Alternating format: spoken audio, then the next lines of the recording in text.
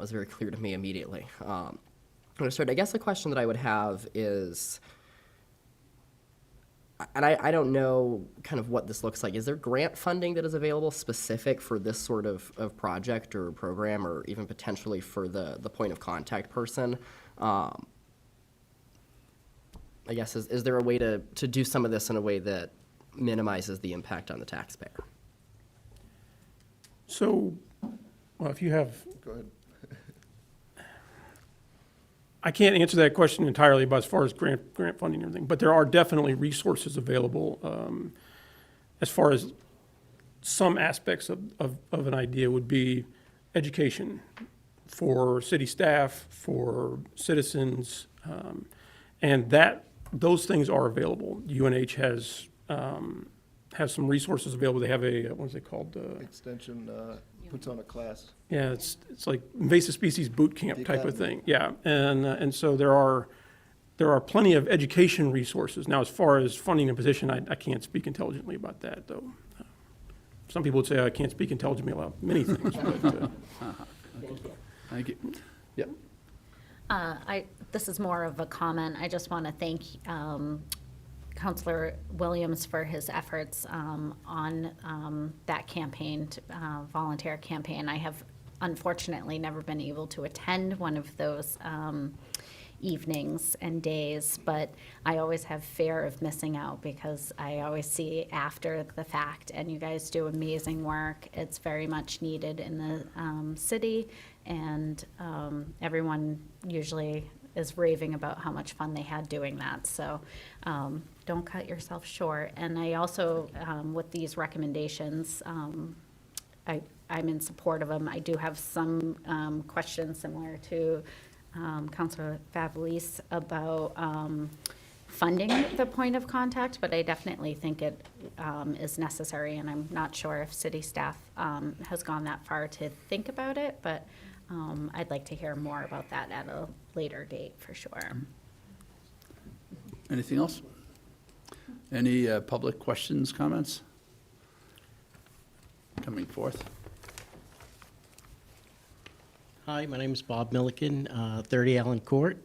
I am currently on the Hogback Mountain Conservation Group that we are dealing with invasive species over there. I've joined these guys recently and hoping to take care of our own neighborhood here. One thing I have noticed in the city is that some of these invasive species are very dangerous to people as well. There's it's called wild chervil and wild parsnips. I was so proud that there was none of that over here across the river, and then one day on one of my walks I saw some. And this plant is a type of plant that the seeds will fall off and it'll take 2 years to germinate. So even though you see the plant and you pull the plant, 2 years from now those seeds that are in the ground could come back up. It's one of the plants too, both of those plants, that you have to actually wear protection to pull. It's similar to poison ivy, but it's a beautiful flower. You get the sap on your arm or your legs or something, and you get like a second-degree burn. It is in the city now, and it's great what these guys have been doing. We've been doing it for now 5 years over in Vermont. And the section of Route 9 that we've cleared, the first year it was like a group of 15 people doing it. Last year we only had 4 of us out there, and we're picking those plants out manually. So there is hope. Get the volunteers out there, and I definitely support these guys and hope you do too. Thanks. Thank you. Thank you for your comments. Anyone else want to speak to the issue? Yes, sir.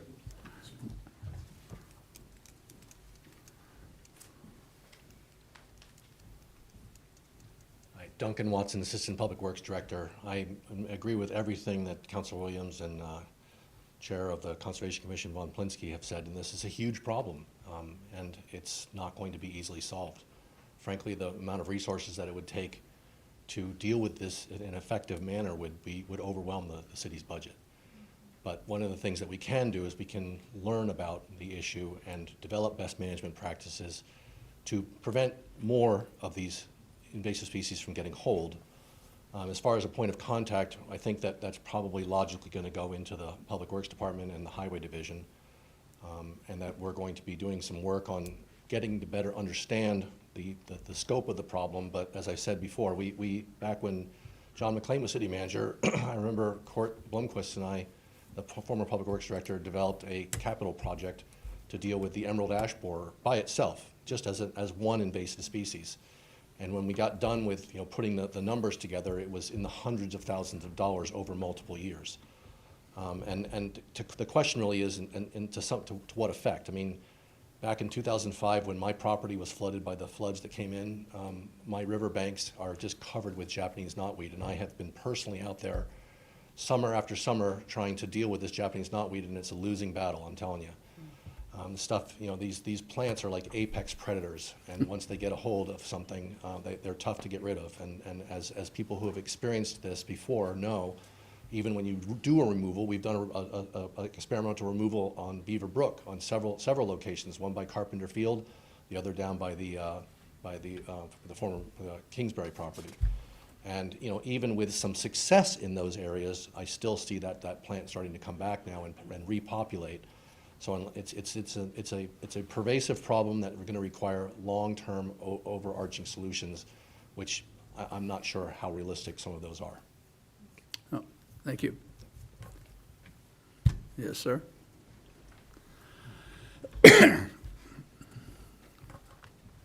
Thank you, Mr. Chair. A question for you guys. Councilor Ed Haas. Thank you, Ed Haas. Do you have any examples of cities of our size that have been successful or run successful programs? I mean, we know there's a lot of solutions and we know there's ways to deal with it, but is anybody really grappling with this on our scale? Thank you.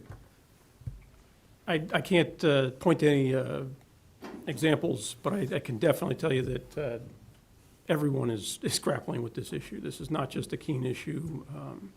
As Bob said, the plant, or as he alluded to, the plant doesn't care if it crosses a river, if it rides a tire up into the next town. It's a tough battle. I'm sure there are case studies out there for Keene-sized towns. I don't know of any. Not offhand. That would be interesting to hear. I've seen knotweed grow through asphalt. It's pretty astounding, Right. I'm sure. So anything further? Yep, Laura. So I've done way too much research on this since I started going and pulling, going to these polls. And there are towns in New Hampshire who have invasive species management plans, which I assume has a point of contact. There are places in Massachusetts, I believe they went through and they had, I believe they pulled or had a big project to get rid of knotweed there. I've called, so kind of expanding beyond that, and to kind of attest to the education piece, the first time after I went and pulled that, I went home and I found some in the yard next to me, and now periodically I go to United Way and I'm pulling their knotweed every few days because that's how fast it comes back. And usually, I guess, after 5 years of persistence, you can get rid of it. But also in terms of the vines, I've noticed a lot hanging on the wires. So they climb the wires, and when I tried calling to have that removed, they came and they cut it, but they actually just keep it there. They told me to call the city to have it removed, so, Yeah, yeah, okay. Well, sorry. thank you. Yes, sir. Yeah. Thank you, Mr. Chairman. Andy Buena, Deputy City Manager, and I just want to concur, Duncan Watson, our Assistant Public Works Director, I know mentioned the Public Works side and the Parks side. We now, Kara Fisk-Hennessy, has been working towards, with the Conservation Commission, creating some educational events that will be happening in the spring related to specifically Asheville River Park. We're working with some volunteers related to Russell Park and the maintenance needed along Beaver Brook. But I think if you go into Ashwillet River Park and just beyond where the bridge is, you'll see like an opening, and that was all knotweed. And the Friends of Ashwillet River Park have really been doing a great job over the last 3-4 years of trying to maintain that specific area. And that's a great example of, if you work at it year after year, that's what it can continue to look like and manage it. And I would say the Ashwillet River Park Advisory Board is really, they've struggled just because of the amount of it, but they continue to do due diligence in their efforts. So a lot is happening, and I commend the Conservation Commission for bringing this forward. Thank you. And, yes, sir. Jim?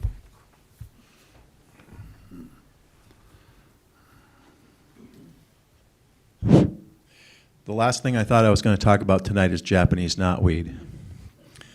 But I can tell you, it is a tremendously evasive thing.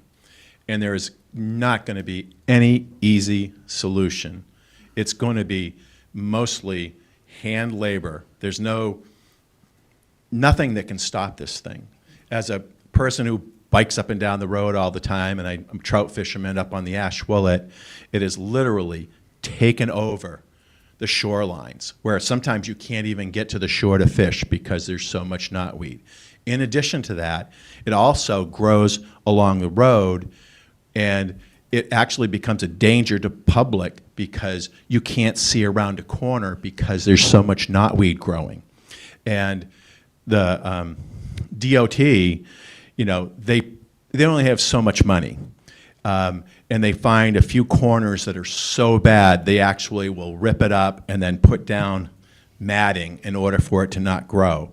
And I used to discuss it with them, and I would say, like, you know, do you have somebody that can help with this or handle this? And it's like, well, we only had one guy with a pesticide license, but he's not working here anymore, so, you know, we can't have this thing. And it started out 10 years ago. It's like, what is this stuff growing? And I would be like going to places where I'm fishing, and I'm like, it's like going through a jungle. It's crazy. And it's not just like in the discussions we're having here. It's like there, here, there. It is everywhere. I go to Maine on vacation. It's all over there. You go to all the places. It's really, really evasive. And you can't kill it. I mean, the only way to kill it, pesticides, I'm not sure, is the solution. It's labor. You have to pick and choose the areas that you think are most important to you and put your labor there, because other than that, you're virtually defenseless. But it's labor and money. It's not study this or that.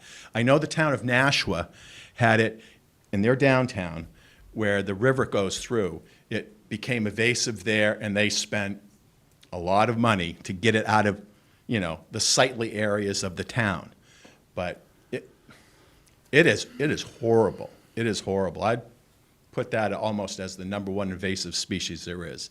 That other stuff you were talking about, that's pretty bad too. I have apple trees, and they just almost die because I have to keep cutting it down of that bittersweet. But the Japanese knotweed, I'm telling you, once you see it, and you go, oh, that's what it is, you'll be going everywhere going, oh, it's there, oh, it's there, oh, it's there, oh, it's there. Anyway, enough said. Thank you, Jim. Yes, ma'am.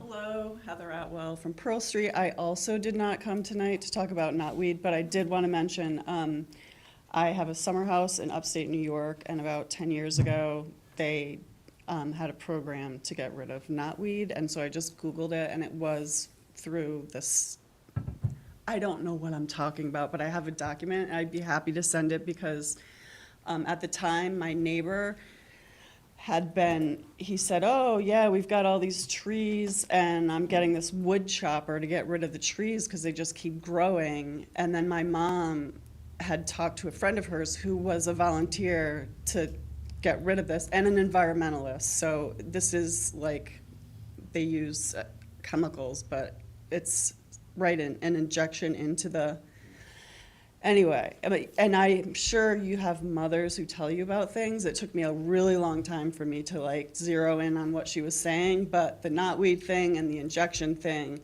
got rid of the knotweed and it did not return. And the bad thing was like chopping up the chips, like not a way to get knotweed to stop growing, because that just kind of spreads it more. So I'd be happy to share that. I haven't read it. I just Googled New York. This is a work plan for the Adirondack Park. So I'll just send it to you, and Yeah, then give it to, you can do something. give it with to one of them. Thank you. Yes, sir. Craig Fulton, new resident to Keene as of 6 months ago. I was Director of Public Works for the City of Port Angeles in Washington. We had Scotch broom, well, all of Washington and Oregon has Scotch broom problem, and the only way we could deal with it was an effort with the state. The county led the effort. The University of Washington Extension Office provided the expertise, and then the city with their park and recreations and transportation. All this together, we were able to tackle, as they said, only tackle critical areas, because Scotch broom, you can't control it. But you need to look at state, county, city, and universities. And then, of course, the volunteer effort, which takes quite a bit of planning to get them out there. But that's my recommendations. Thank you. Anyone else? Okay. Get out there and start pulling, right? Not now. Yes. I move to recommend accepting the recommendations regarding invasive species and education management as informational. Second. Motion's made and seconded, second by Council Filio. Anything further, committee, public? All in favor? Unanimous. Thank you, gentlemen. Thank you. Thank you. Okay, item 3 on the agenda, communication from Tim Pip, B's T's Screen Printing, regarding to add the necessary infrastructure to accommodate banners across Main Street. Yes, sir. Good evening. Hi.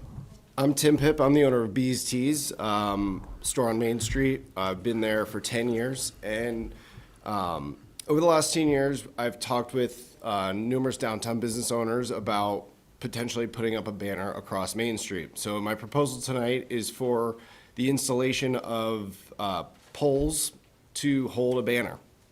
Right now, there's existing light poles that my proposal is that we put them in the existing place, right in front of Ted's and the Works.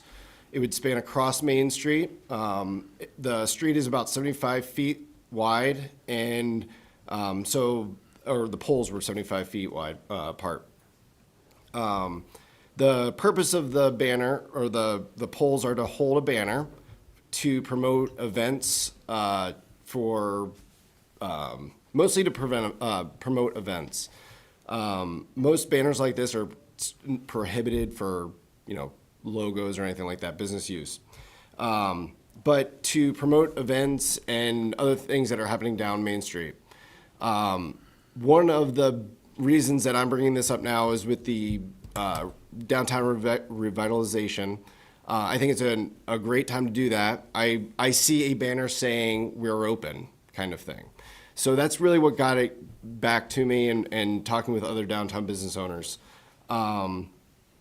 I think it's a pretty simple ask. We're going to be replacing the lights anyway, so we could replace them with this. So I think that's really all. Okay. What do you think?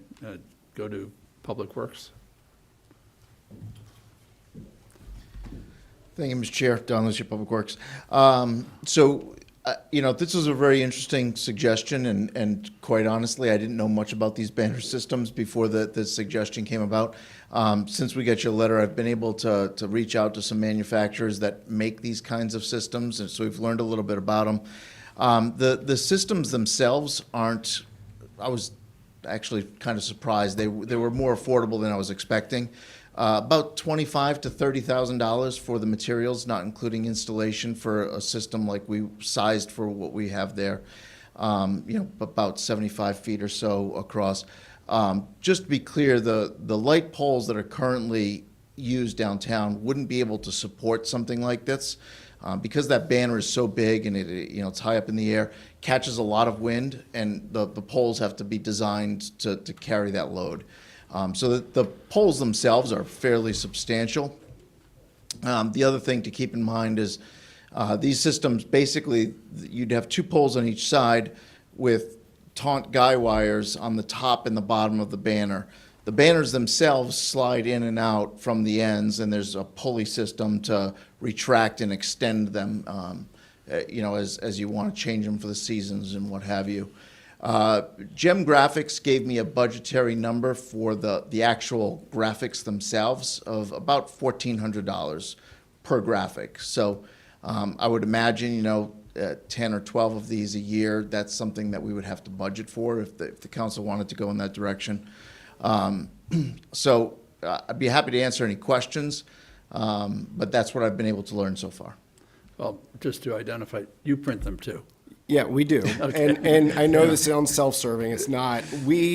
I'm not going to give my number. We're friends with Gem Graphics. But the idea behind these in most places, so a lot of different cities all over New England, all over the country do these over their main streets. Concord has one. I believe Portsmouth still has one or has one. Brattleboro definitely has one. Manchester, and then a bunch of places all in Vermont. The cities aren't buying the banners and hanging them. It's the event is buying the banner with sponsorship and hanging the banner. Obviously, the city would have to have some part in hanging, but I think that expense is different. Okay. Yeah, and I should apologize. I probably shouldn't have name dropped Gem Graphics. I just reached out to them to try to get myself smart on this topic. So. Okay, I just wanted to get you the ad exposure there too. Next time.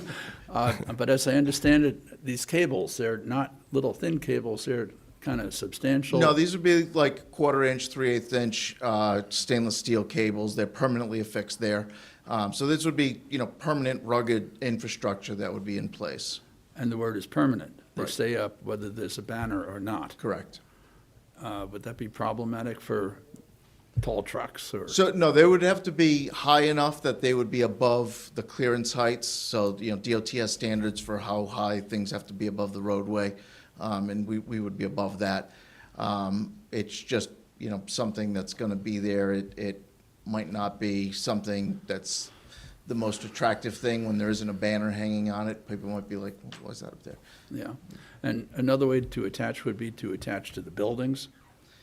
Boy, I'm I'll let the city attorney weigh in on the legality of attaching to people's buildings and the indemnification language that we'd have to have for that. I'm just posing a bunch of questions because I think ultimately this needs a whole lot of thought and education before we're saying, let's go do it. Not the least of which, the whole downtown plan needs to get factored into it. So I'm just posing some questions for staff consideration. Yeah. Thank you. I have a question, and I'm not sure if you know the answer to this or not, but you mentioned some other cities that have a similar system. And something that comes to mind for me is kind of what the process looks like for being approved to hang a banner. I know that we're thinking about, or at least I'm thinking about downtown events and that sort of I thing. have Concord and Manchester's right here. Okay, that would be helpful to know, because I'm thinking of Concord actually as a good example right now of where there has been some controversy over what can and can't be displayed, and I'm interested in keeping Keene out of headlines for that sort of reason. So. And Manchester's is a little bit longer, and I'm more familiar with that one because we work in Manchester and actually do their banners over Elm Street. But it's laid out pretty much the same. It tells you what you can and cannot put on there, the weight of the banner, the size of the banner, all that kind of stuff. So, Thank you, that's helpful. Yeah, Counselor. This is a question for Public Works, but more so just for historical background information. Can you just briefly explain the installation of the message board in front of the post office and how that would kind of differ from this as far as process for, getting your information, your event listed there and whatnot? And I think I'm going to defer to the manager on Punt it this one. over. I'm not involved in managing that bulletin board. I believe that's the clerk's office. all right, perfect, yeah. I could see that the question of content is probably spelled out pretty clearly in those two agreements. You start walking into freedom of speech and, Yeah, yeah. It doesn't allow for just specific business logos, so I can just throw up my logo and call it a day. It has to be geared around an event of some sort, so. And then, yeah, there's rules. did you have? You sort of made my point. I just wanted to flag where I'm paying attention to this for the First Amendment reasons. There's a lot of nuance around it. The Supreme Court did a case last year that was related to it, so it's a pretty legal-heavy topic, which I love talking about. We're happy to work on it, but we're just talking about the construction tonight. We'll talk about the process later. Good point. Yep, Counselor. Yeah, a couple of issues. One, having been a lifetime resident here, I go back many years, that especially at Christmas, downtown used to have cables virtually across every main street and 3 or 4 of them down Main Street. They went across Washington, Court. You know, if you look at the old pictures of downtown Keene during Christmas, virtually, from north to south, there was poles or cables across all of Main Street going down. It'd be something to look into.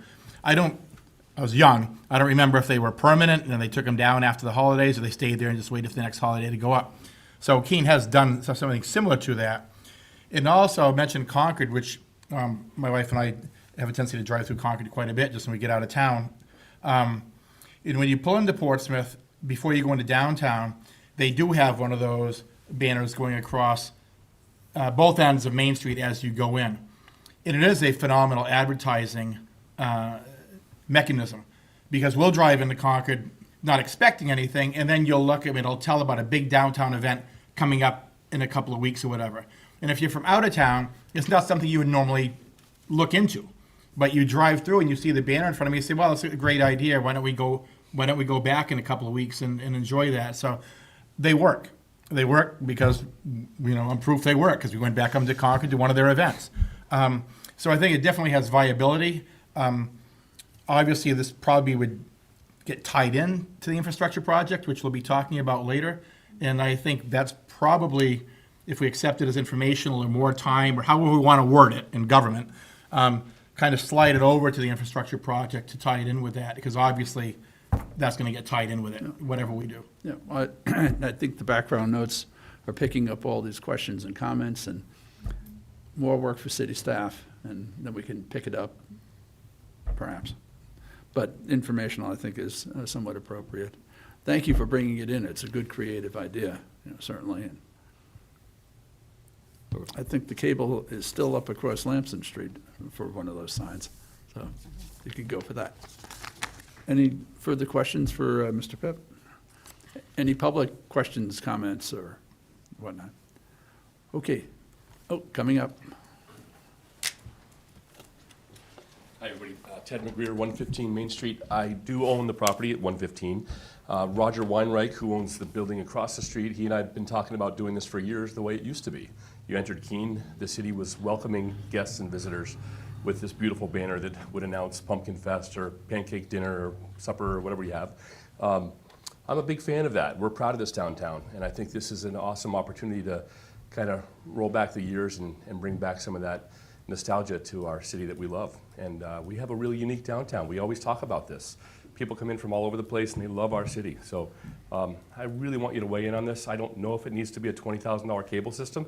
That seems a little scary, but I think we really got to look into this, please. Okay, thank you. Okay, please.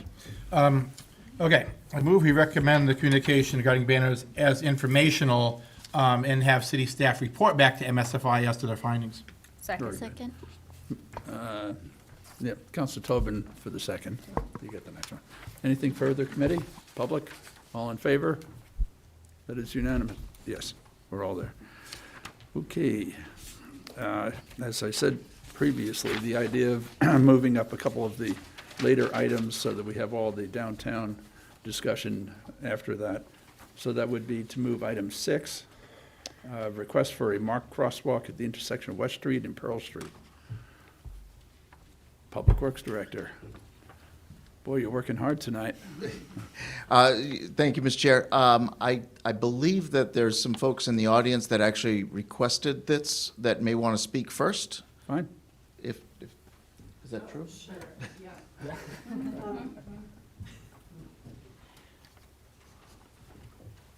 So this is why I came tonight, Good not evening. to talk about knotweed. Heather Atwell, Pearl Street. And I submitted this as a see, click it, fix it, whatever thing. I live on Pearl Street. I'd been seeing those signs for about 2 years, and finally I did it. And it was because I was sitting at the crosswalk one day. Am I supposed to talk about what I'm proposing, or does everybody? Okay, so I'm just proposing, and I know this whole the whole downtown thing might supersede this, but, so I live on Pearl Street, and there are a lot of people who walk from that hotel on West Street, just across from Pearl Street, all the way down Pearl Street to where Walmart and Target is. They're always walking back and forth, back and forth. And so the new, car wash that was just built next to that new coffee shop, they were putting in these like beautiful sidewalks and greenery, and it was just happening for a really long time. And meanwhile, I was just thinking, like, for years I wanted to submit a see, click, fix thing for this, because I would come up to that stop sign and it's 4 lanes, and these poor people are like running across to get to where they have to work or whatever. And it seems, and I know, like, when I first submitted the ticket, the person said, this is part of something that's happening maybe in 2027 and this and that. And then when they started putting the sidewalks in with the car wash, I was like, can't we just like put something here? Because these poor people have to, like, you know, it looks very dangerous and scary. So I just thought I would submit it, and then I realized it was going to be brought up in front of people, so I was like, oh, I should probably come here. And then I found myself talking, and I don't even know what you'll do with it, but that's how I feel about it. And my neighbor came with me. Thank you. Okay, and there's no knotweed involved. That's good. And if your neighbor would like to speak? Hi, I'm Michelle Knapp. I live on Pearl Street as well. I'm sure many of you have traveled West Street at one point or another and see the sheer number of cars that go back and forth across West Street all day long. I see pretty much daily people trying to cross from West Street to Pearl Street, cross those 4 lanes. People with children, people with baby carriages, people on bikes, people just pedestrians walking. And frankly, it's really, really terrifying, because the sheer speed at which people currently travel on West Street is frankly pretty scary. I do realize that there are multiple crosswalks. One is far down by the Hannaford Plaza, and the other one is near CVS. But it just seems like, one, it's an accident waiting to happen with an accident there. 2, it feels like it would also potentially slow down the traffic on West Street if there was a lighted crosswalk there. So that's all I have to say about that. But I do see it daily, multiple times a day even, people trying to cross. Thank you. Great, thanks. Thank you. Yes, sir. Thank you, Mr. Chair. Don Lucier, Public Works Director. First of all, I'd like to thank Ms. Atwood for joining us tonight. The request that she submitted was anonymous, so we weren't able to contact her, so I'm glad that she got wind of the item on the agenda and is here tonight. I should also thank her for a couple of plugs for our C-Click Fix system. Appreciate that. Thank you. It is a great tool that we use, and we're very happy with folks are really kind of catching on and submitting a lot of requests through it. So, yeah, back in the end of October, we received her request. I think you all know that generally Public Works is recommending against more mid-block crossings. They do tend to have some problems. They oftentimes, drivers aren't expecting to find people crossing in the middle of a block, you know, between intersections. So as a result, you a lot of times can see some low driver compliance, like drivers won't yield to the pedestrians in the crosswalk. So they're concerned for that reason. But as we typically do with any of these traffic calming, traffic control requests, we start out by doing an engineering study. Basically, the engineering team will go out, look at the circumstances, look at the data that we have available already, or they'll collect more data if needed, and determine if the request is appropriate for this location. And at this location, I will say that we do agree that this makes a lot of sense. MUTCD, the Manual and Uniform Traffic Control Devices, is sort of our Bible for how we do traffic controls. And it does have a number of criteria that we should look at when considering a mid-block crossing, or what it refers to as a marked crosswalk at an uncontrolled location, mid-block crossing for everybody else. So things like the distance to the next legally marked crosswalk, traffic volumes, numbers of lanes that need to be crossed, pedestrian volumes, all of these things, traffic speeds, all of these things are weighed in. And in this instance, we have a 4-lane roadway with no median, so it's a long distance that pedestrians have to cross safely. That can be challenging specifically for folks with limited mobility. It can take a long time to get across that distance. There's no median for them to stop and take a break in between. And there's also a long distance between the next available crosswalk. So it's 800 feet to the west at the plaza entrance and 1,100 feet to the east, which is at the Island Street intersection. Traffic volumes, the 2023 DOT measurements at the Ashwillet River Bridge averaged about 19,000 vehicles per day. So it is a very, very high volume roadway, as you all know. The standard says that roadway has 4 or more lanes of traffic without a raised median or pedestrian refuge, and an ADT, average daily traffic, over 12,000, should also consider conspicuity enhancements, things like the pedestrian beacons that we use, the pedestrian activated beacons, additional signage, that sort of thing. So in this instance, we are recommending that crosswalk be installed and that it be upgraded with our RFB pedestrian beacon system. So that's our recommendation. If the committee and the council ultimately agree with that recommendation, we will be putting in a request to the FOP to fund that flashing beacon. The price quote for it is going to be a little bit less than it normally would. We were able to basically harvest some spare parts from other installations where we didn't need the signs and the beacons that were installed. So we have some of the parts already. So it'll be about $7,500 to install that beacon system for this crosswalk. And we would propose to do that with city forces once the weather permits. Very good. A lot of background information there. Very good, yeah. Question. Yeah, all of us drive West Street a lot, so we see that, and we've seen those take their lives in hand crossing the street pretty much every day. My question to you is, whereas in Lower Main Street, you kind of get your halfway safety point, Right. There is no halfway safety point on West Street. It concerns me that somebody might get hung out to dry being out there. So, I mean, I know it's not in the budget to put a median down the middle, and of course, that's a whole other argument for another day.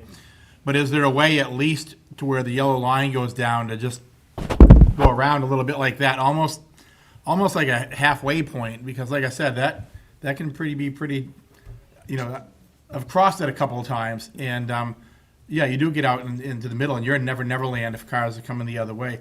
Let's face it, it's hard as you're crossing the street, and the beacons will help because it'll draw attention. But when you've got 4 lanes zipping, it's hard for one person to judge how long it's going to take to get across.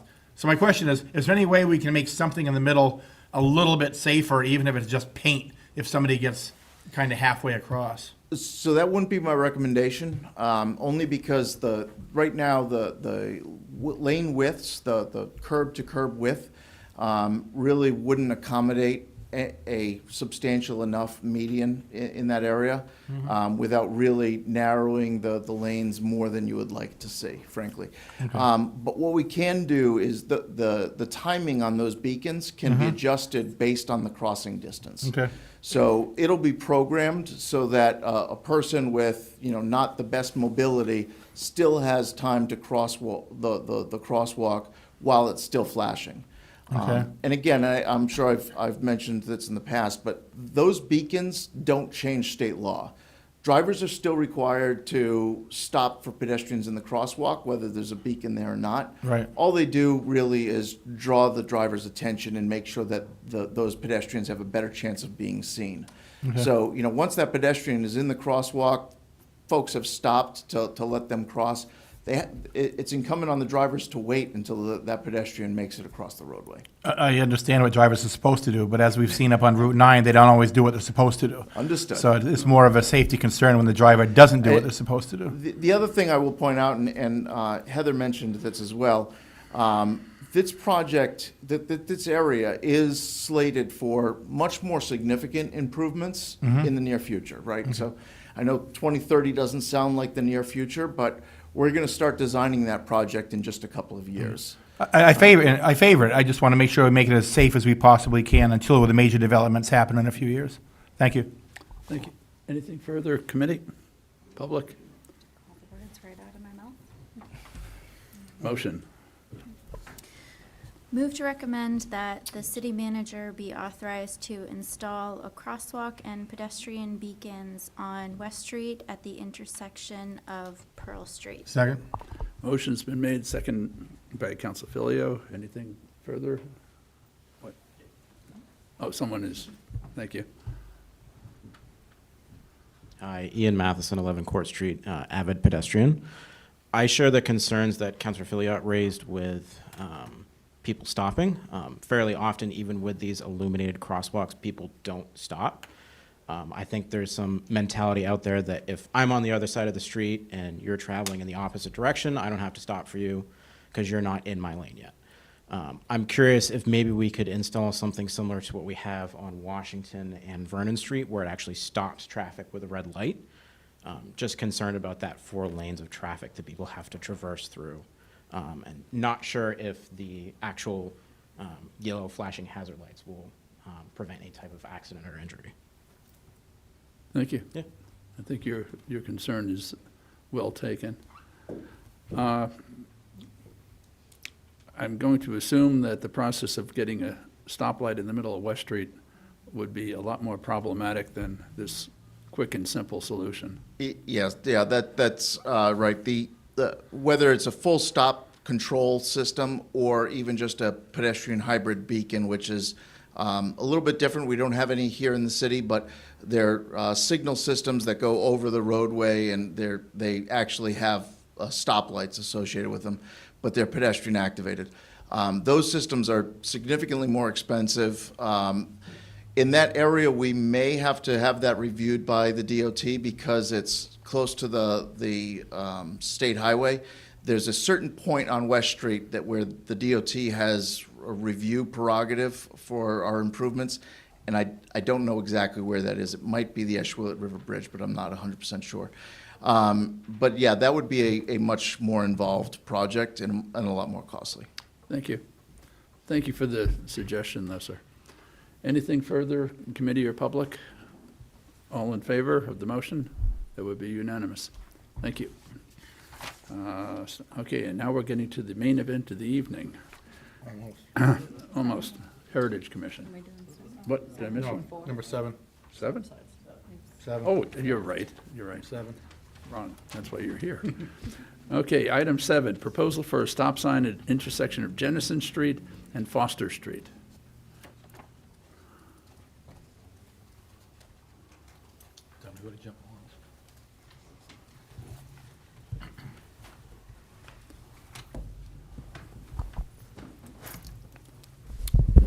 Thank you, Mr. Chair. Good evening. Good evening. For the record, Brian Roth, city engineer.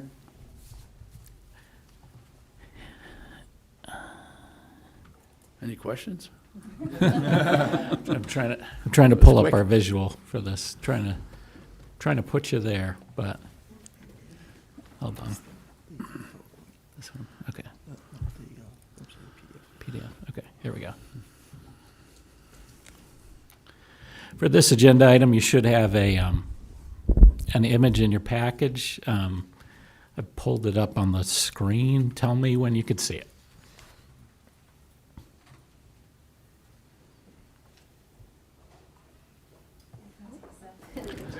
Well, you could tell us about it. Oh, thanks. Geez.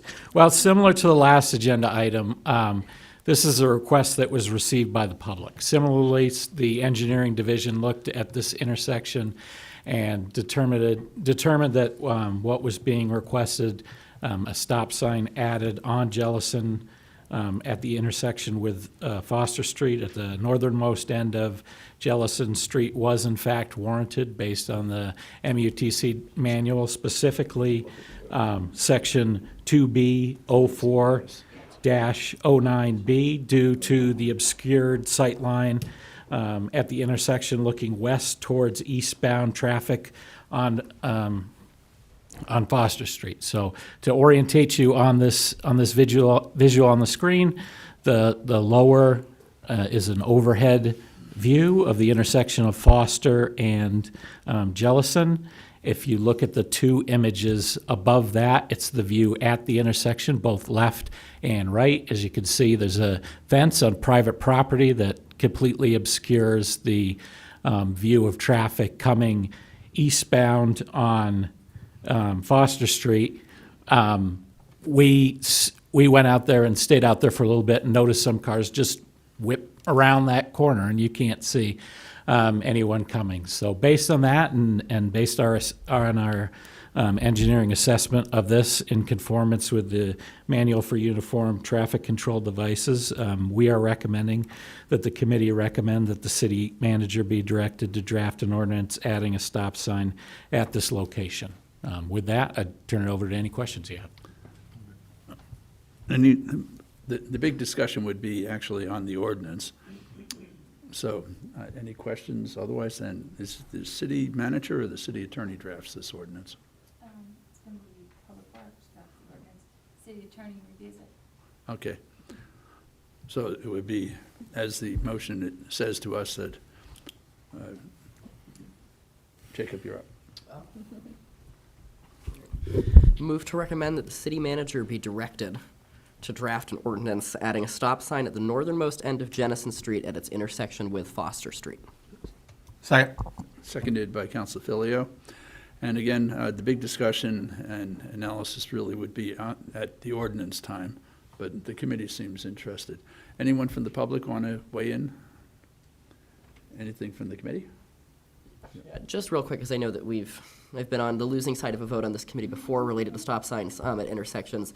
This one, to me, from the images that I'm seeing here, and this is an intersection in my ward, makes perfect sense because of the engineering setup here. So I don't think this is necessarily just a driver behavior problem. Certainly in this area, I don't know that we're talking about speed or reckless driving in the same way that we are at some of the four-way intersections that we've talked about. This is looks essentially like a blind drive kind of situation to me, and so I will await to see exactly what the ordinance says when it comes back and talk about it then, but definitely interested.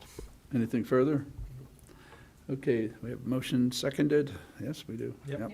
All in favor? Unanimous.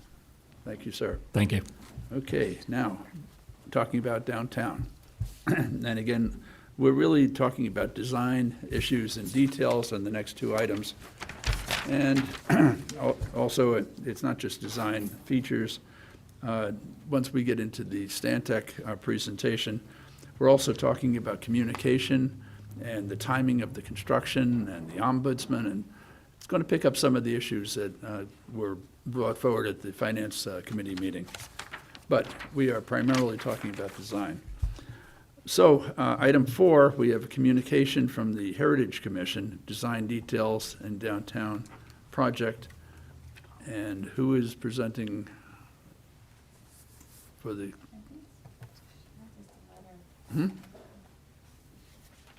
I'm not sure that anyone is presenting. This is a letter of information from the Heritage Commission regarding their review of the project.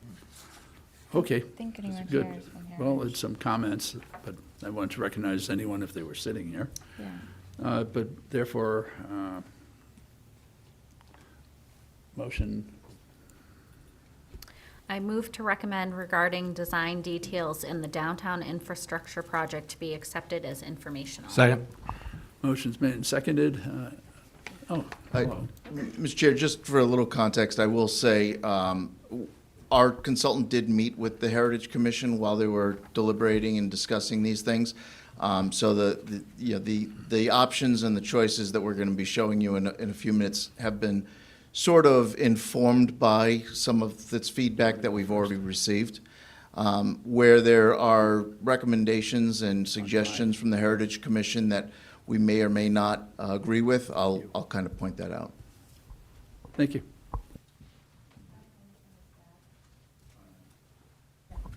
Oh, okay. Talking about, yep, we're all set with that one. Moving on to item 5. Yes, We got a motion on the floor. thank you. Keep me on schedule. Anything, yes, sir. Jay Kahn, Mayor. Want to just suggest that these comments, I think, are significant. And when I came to Keene many years ago, took up my position at Keene State, the design concepts that were brought into the Main Street design were the guiding principles for the Appian Way and the quadrangle and a lot of the elements that were brought into the downtown design are guides. And as they mentioned, Ashwillet River Park is another example of where downtown designs were picked up. So I think their suggestion that we recognize some of those principles that have been brought forward are worth preserving in this iteration of the downtown design. So you'll take that up and we'll be informational. But I wanted to point out that these are significant principles that get carried forth by others in the city that are making their design decisions. Thank you. Okay, all ready? All in favor? Thank you. Now, moving on to item 5. This is, again, the discussion of design details for the downtown infrastructure project. Question, City Manager, do you want to speak first, or hand it Sure, right I'd be over? happy to introduce. So these are the final design decisions before bidding out the downtown infrastructure project. And they include decisions related to things like the type of seating you would like, the type of pavement or stamped concrete, or whether you want color in certain areas, how you want the design of Railroad Square to look in terms of the materials that are being used, and the design for the Gilboa Ave area regarding the materials that will be used. So these are not physical design, these are more of the last pieces of aesthetic design issues. And the Stantec is going to walk you through them, and they will break them apart for you so that you can get a consensus from the committee as you go through each of them. And there's a recommendation from the Public Works Department also when you make those decisions. And the Public Works recommendation is based on durability and maintenance issues that are tied to different materials that may be chosen. And so with that, really, we can turn it over to the Stantec team, I think.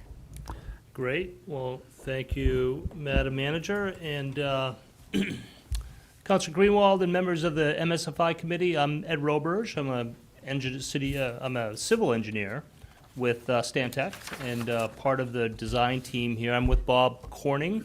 He's our design team lead, and Dave McNamara. He's our associate project manager for the project here as well. we're really pleased to make way and look at some real specific final design details. Let me just make sure I can advance here.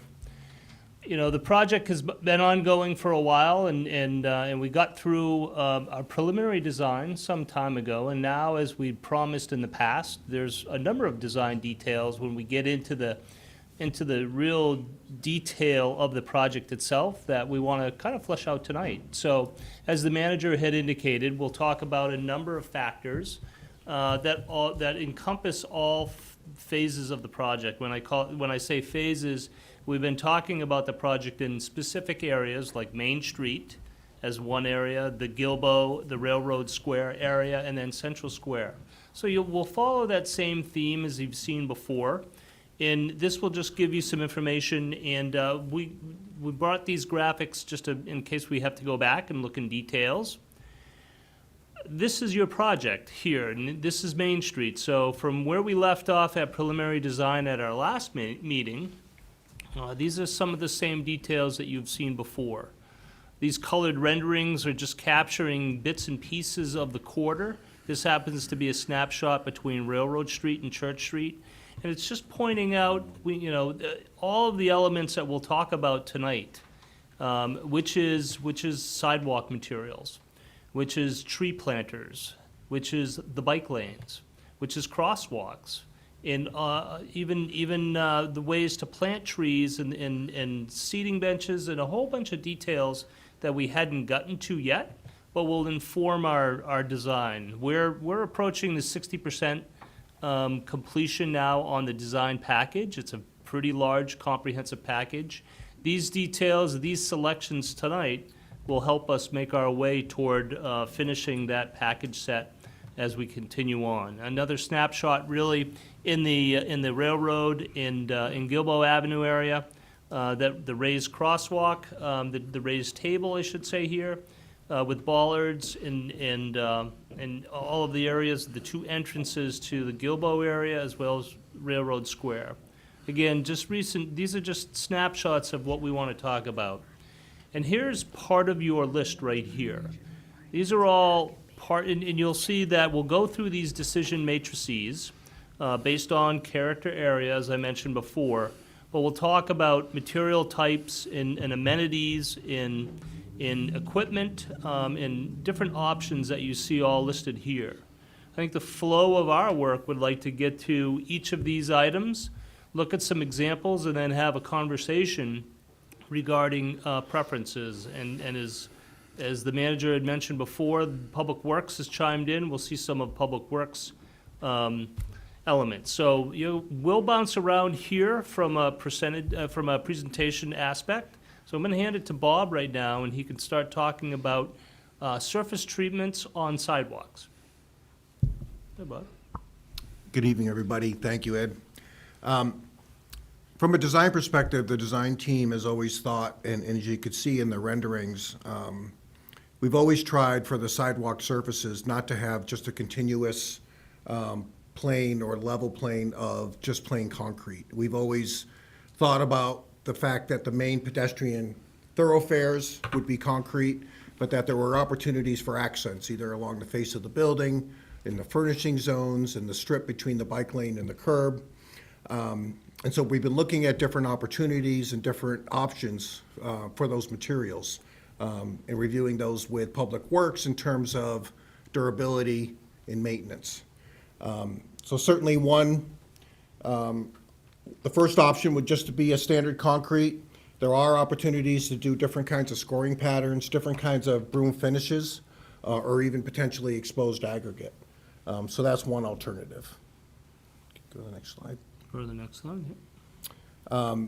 The other common material that's used in urban conditions is a stamped concrete. And stamped concrete, you can use different patterns, different colors, different textures. And that would probably be in combination with a standard concrete. So as Ed's pointing, there's a stamped concrete edging or a detail strip along the back of the curb in the upper left. And as you can see in the other photos, that's really used as kind of an accent area for different parts of the project. So that would, so a standard concrete mixed with a stamped concrete option would be a second option.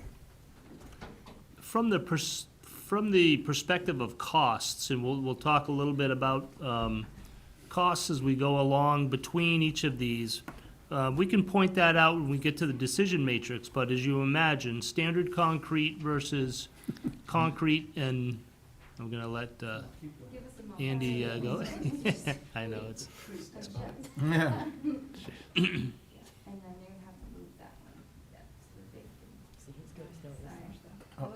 Killed it.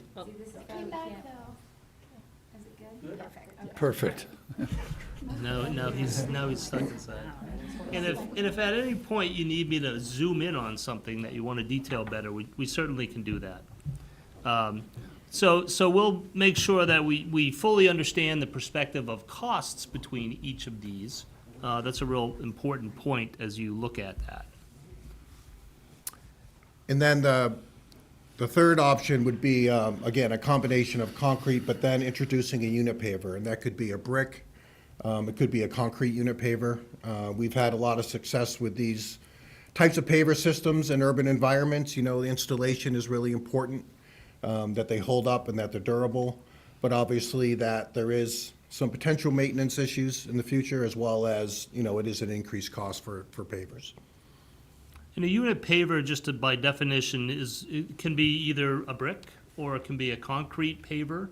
Blocks that would be put in on either on top of concrete or on a gravel bed that would be firm enough. So this is really what we're trying to do here now, is just to have the conversation on what preferences. And as we go through, I know that we have a number of items. We want to just keep it fresh in mind. And you can see here on this symbol, the small K, the text is a little bit small, but it says Department of Public Works. So this would be the preference, which is option 2, standard and stamped concrete combo. So we just talked about 3 options here. One is standard concrete throughout the entire band of sidewalk, and you saw the different zones before. Or the option 2, as I just mentioned, and option 3 would be standard concrete with unit pavers.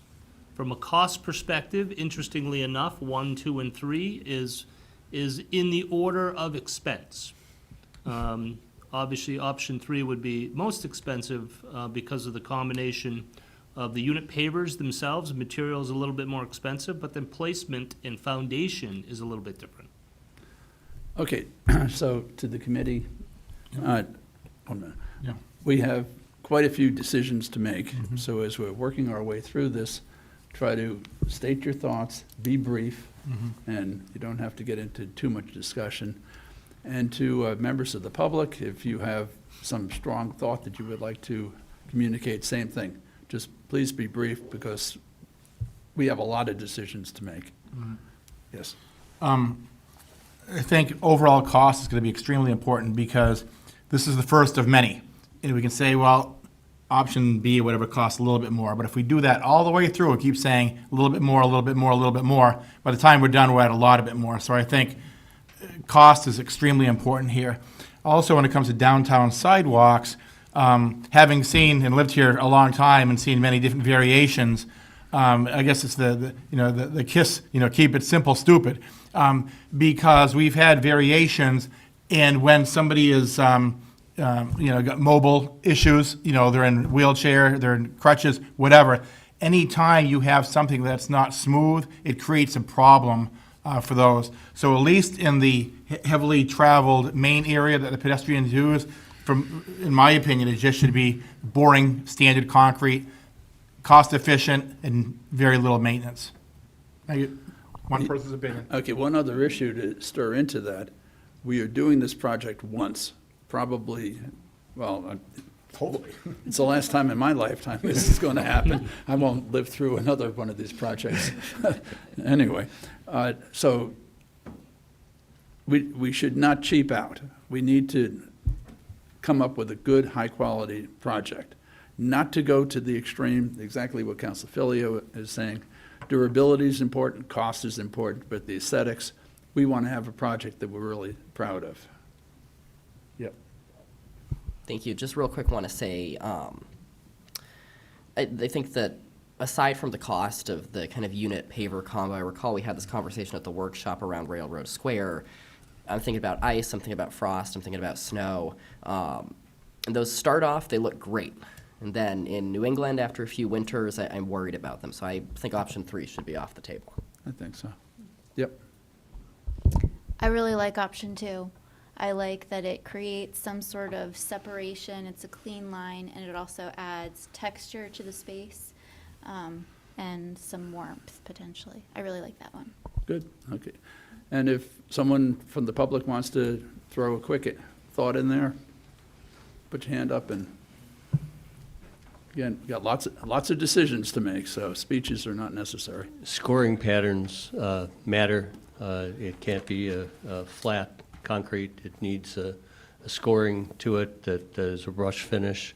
You can alternate that in 90-degree directions because panels are not going to go in right sequentially. In any case, the grit and the catch for people who are walking on an icy surface, that is really important. Okay. Okay, so we'll just shoot down the line once this gentleman speaks. Craig Fulton, Main Street, and I'm sure Public Works is already thinking about this. There is the option of base bid, when you go out to contract, base bid, and then alternative bid items where you look at those prices for enhanced sidewalks. And then when you get all those prices in, then you add things up and figure out where your budget can maybe add some of those bid alternatives for a higher grade of aesthetically. Could be more design, because you're going to have a sort of a design for that alternative. But we're doing this for school. We're going to have about 10 different bid items, things we want, but things we don't know if we can afford. So we're going to have the contractor price those out, and then we'll add it all up and see what happens. Good, thank you. Okay, so we'll run down the line. Counselor? Counselor? I'm comfortable with 2. 2, Philio? And Counselor Tobin? 2. And chair is 2. So recommendation would go forth as 2. And your opposition is noted. Yes. Okay. The next item here is the bike path, and there are two options here, as we've talked about before. One is just maintaining, again, the concrete surface. It's already part of the sidewalk regime. You can see here, this is painted concrete.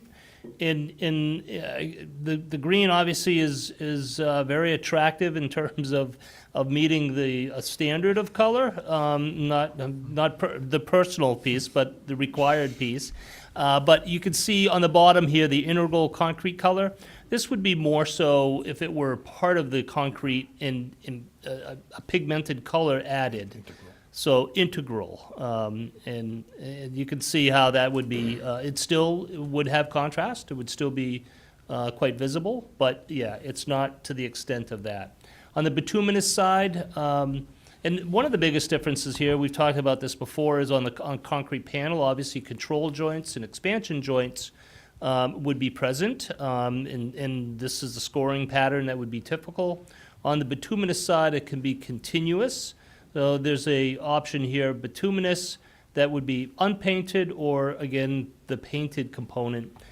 We would have bike symbols, we would have crosswalks that are crossing that within the walking paths. So you would see that striping on either account, as you can see here. So there's 2 options that we're presenting here. Option 1, concrete, was the preferred option with Public Works. Can you flip back? And Mr. Chair, if I may, I do want to clarify that our recommendation is for the concrete with the integral pigment, not the paint. I know I'm supposed to love the US DOT approved neon green color, but in this case, I guess beauty is in the eye of the beholder, and it's awfully green. The integral color is a little more subdued, but it still gets the point across that this is a space reserved for the bicyclist. Also, having that integral pigment makes it so it's not going to be a yearly maintenance requirement to go back and paint it every year, which would really be quite expensive, so. Can you flip back to the picture again? Yes, I can. As you may know, I am colorblind, but that is baby poo green. And that's not really what I call it, but for the press, I'll call it baby poo. It is totally not acceptable as far as I'm concerned. And I don't see why it can't be a red color, a brick-like color, perhaps even with stamping in it, so that it, it's a little more cohesive with the downtown. So, yes. With the integral concrete color, that's mixed into the concrete directly, right? Okay. Yeah. Yep, Jake. Thank you. This one feels easy to me because I thought we had come to consensus at workshop on it being the dyed concrete. What exact color it is, I can think of colors I don't want it to be, but I'm not sure. The green makes sense to me. It's our city color and our city logo, but I can't get myself to a place of anything other than the dyed concrete, and I think that's what I recall. The dyed council concrete, was. I think, is a conclusion and not just painted on.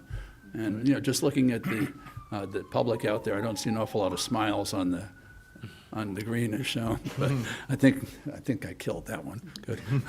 Councilor Tobin, got anything? The integral, however you say that word, integral concrete. Would be great. Good, okay. Yep. Okay, so it sounds like it's option one. Yep. Oh, yes? It's all good. And I'm putting in a request for something more brick-like stamped. How do you guys feel? Yes? No? You don't want it? Nope. Oh. You just want to go simple? Yep. Okay. I don't really care whether it's stamped or not, but I think the stamp would be minimal cost increase and be a little more aesthetically strong. Okay, moving on. Thank you. So raised crosswalks. We mentioned before the crosswalk tables that we have at Gilboa and Railroad. We also have three that are one is at the top of the square, at Central Square. One is on the Washington Street approach, and the other is on the Court Street approach. So there's really three ways of treating these. Side streets. And the individual side streets. I'm sorry. Thank you, Bob, for incorporating that. We want to make sure that pedestrians are crossing along that curb plane. We're prioritizing pedestrians throughout the quarter. So you can see on option one, this is a concrete option. The concrete includes the ramp up, the actual table surface itself, and then a ramp down. Very similar in configuration with bituminous. It would just be built on the bituminous roadway, but the ramp would be bituminous, and the crosswalk on top of it would maintain that same material. And the third option is unit pavers. And again, from a cost perspective, the bituminous would be more cost-effective than concrete, but concrete would be more cost-effective than the unit pavers. And I know there's a bit of history with unit pavers and how they're built, but because they're segmented block and they're pieces, there would be a little bit more intensive maintenance than say concrete or bituminous. I want to point out in this slide here, this is Main Street crosswalks right now. This top photo, which is a resin-based epoxy infill material that is stenciled. So you're seeing an operation here where the orangish brickish color pattern is the stencil. So this is really, it would be milled out of the bituminous pavement. It would be placed very similar to what you have today. Our drawings show a standard crosswalk with kind of, we call them a piano key, a ladder type of crosswalk. This is more of a solid infill, which would be, this brick pattern of sorts, or any pattern that the design detail might come up with, but really colored as a solid color. So having that as a question of preference, and when I say the ladder type, on the concrete, that's more of a ladder type crosswalk. this would be a solid infill color. Our thoughts here would be, your Main Street crosswalks would be built in this fashion. Your side streets could be just the ladder type crosswalks as well. We could focus here initially on material type, and then if you have any questions on the type of crosswalk striping, we can talk about that as well. You could see that Public Works opted for option 1 and 2, and the director can speak to that, but from the perspective of the mainline streets, that would be concrete on the raised tables. On the side streets, those would be bituminous. Is that fair? That's right. Yeah. Yeah. Okay. Tom? Yeah, so Ed is correct. We're recommending kind of splitting the baby, or as my predecessor might say, tearing the baby. On the side streets, we're going to recommend asphalt just because our staff are able to maintain them. They're able to fix the asphalt. But for the crosswalk between Gilbo and Railroad Plaza, that raised intersection, and the crosswalks at Central Square, I think it makes sense to have something a little more robust, a little more aesthetically impressive, if you will. So that's where we would suggest the stamped concrete or patterned concrete. I do not recommend the unit pavers. I think everybody here recalls our history with unit paver crosswalks downtown. They were problematic for sure. In terms of the pattern itself, you probably all remember that we've gone through a number of different crosswalk marking methods in the downtown. There was some hexagons. There's the pattern that we have now, just regular painted crosswalks. The system that we have now is really, I think, a nice compromise. It's a little more aesthetically pleasing. It's very attractive, but it can be repaired pretty simply. We can, like for example, just fix the wheel tracks that get rutted out and worn through by the snow tires without having to redo everything. Totally lost my train of thought, sorry. And it's more durable than the pavers that we've had not so great success with. Okay. So with the staff recommendation, you there, Jake? Yeah. Yep, okay. Yes. I do feel good about that option in terms of the markings and the wide lines like that. Sometimes those do get worn out pretty quickly, and it's hard to tell that there's a crosswalk, so I would want to maybe kind of explore that at some point. But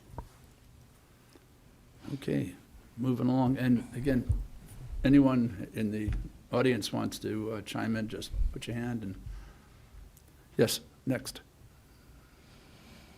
Okay. Thank you. Bike racks, trash and recycling receptacles. These are all site furnishings, and I can talk to bike racks, and then I'll hand it to Bob on the trash and recycling receptacles. We've looked at just a couple of options here, more so fixed in on the U-shaped bike racks. These are similar to what the city has now. The ones on this photo here on the top right for the bike racks, these would be permanently mounted on a concrete pad. You can see they're bolted down. A little bit more flexible would be the locations like this triple U-shaped bike rack could be portable. You can mount it, here and there, and move where, there might be more of you set it somewhere, and, it might be important to move that around and keep moving them around in different locations. There are options, bike racks, with or without a city logo. This just happens to be an example of how they could look. It's another amenity to bring, a little bit of character to the downtown as an option. Trash and recyclables. Sure. So for trash and recycling, there's a number of options. The upper left is essentially what's out there today, different versions of what's out there today. You would have a separate bin for trash and separate for recycling. The one next to that in the upper right, it's kind of a combination. So it's kind of a trash and recycle combo that would sit together. The lower left are a little bit more contemporary versions of separate trash and recycling. And then the lower right are actually, I forget the name of them. Big bellies. Big bellies. They're compactors. So they actually are mini compactors, and so it reduces the amount of times you need to empty them. But they are more expensive. I think in either case, though, the important thing was to try to split trash and recycling and have multiple fixtures there to encourage that. So the decision matrix really here is on bike racks was to look at that option 1, a U rack, either movable or permanent, or the option 2, same U rack but with customized signage. That could be an enhancement. And then on trash and recycle, there were 3 options. The first one was similar to we call it the treetop products. That is what you guys have today. The other was a little bit more modern looking, again, but they're still separate. And then obviously the number 3 is the big bellies. So you could see the Public Works preferences on those. I like the signage, and I'd like to look into whether that couldn't be a fundraiser. Essentially, different businesses or the Kiwanis, Rotary, whatnot, actually buy the bike rack and then get the city logo on there with gift of. But that would need to get priced out, and I don't think that's an urgent decision now. But Jacob. Okay. And it kind of piggybacks with what you said. Looking at the photos, it looks like it's just a bar with the stamps. So I'm looking at that bottom one a little bit. So that can be added later on, at a later date, possibly? Yeah, Welded based on the rack, it could be, that could be added at really at any time. If that, you could see this sidebar right here, or what we would suggest that if you're gonna do that, maybe you buy your end unit, wherever that end one is, with that sidebar, in case you wanna convert that at some other time. It's not really a large cost.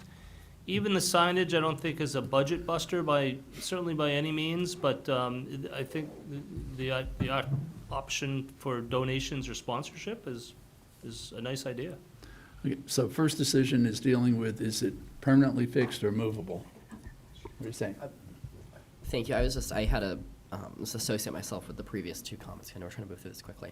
The decision, as far as movable or permanent, I am thinking movable probably makes the most sense. I just am. Counselor? No. What do you think?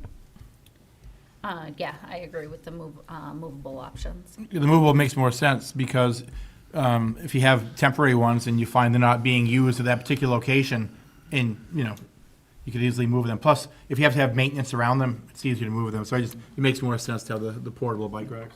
Councilor Tobin?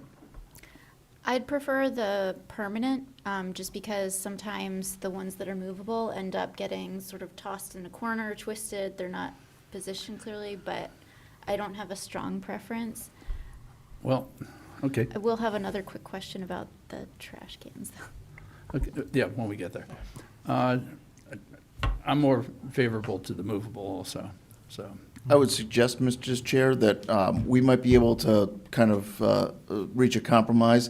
Some of the locations what we know are going to stay where they are, and they're not in the way for, say, winter maintenance of sidewalks and whatnot. We might want to have them be permanently installed, but a lot of them would be movable, so we can move them for maintenance and whatnot. You also could permanently attach the movable. Boom. Okay. Any other decisions on the bike racks that we need to do at this time? That's it? Okay, moving on to the trash cans. Oh, On the bike racks, just a question. Bike racks that look like the hoop have a space for a bike on either side. I'm kind of surprised that there isn't something that is more continuous with more lanes, like where you slide your bike into that lane, and they are continuous like that. And And I believe that, as I've seen those in other cities that are really heavy bike uses, I've seen that design more often. Anyway, I'm surprised that one's not presented for your consideration. I think what you're referring to is like the bikes that you can rent in big cities. Yeah, they're slotted, right, yeah. Yeah. Yeah, Counselor Haas, who's the resident bicycle person. Ed Haas, and speaking sort of for a bicycle pedestrian committee. We had done a study of bike racks and the different range and types that could be available and the different models, different arrangements. Did that reach Stantec for your review for inclusion and comparison? And these staple types are good, but there is a wide other variety, and perhaps if you hadn't seen that recommendation, we should hold off on this item and then get that to you. Yeah, we did not see that recommendation or that report, but that would be great to share, yeah. I think that would be nice. Okay. Leave Any it to objection to committee. holding off on this decision? No, it's not going to delay anything. No, what the heck? Moving on. We can work on the sponsorship side at the same time then. Yeah, good. Thank you. Thank you. How about the trash cans, folks? What do you think? Yep. Just real, well, Counselor Tobin, I think, had wanted to already mention. Oh, okay, I don't care. Go ahead. Thanks. Two quick things, I guess. First of all, compost, is that a consideration? And I say that because I noticed that a lot of downtown businesses have shifted to compostable trash. So compostable plastic and things like that. And I'm wondering if there's, whether now or in the future, an option for that will match one of these styles. I don't know what that would be. And I just see the trash downtown and the folks that fill the trash bins downtown. And I don't think we have trash there long enough to compost, but. Yeah, and I think that the answer is if that became a thing, it would probably be a third bin next to the waste and the recycling. I should also say that the recommendation here from Public Works for the big bellies is purely a utilitarian recommendation. The compactors allow us to empty those bins once a week. The standard size trash cans, we have to empty them 2 or 3 times a week. Would you be considering the standard trash cans as well as the compactors? Well, that's what we're Like what asking you to have now? consider. Yeah. Hmm? That's what we're looking for you to consider.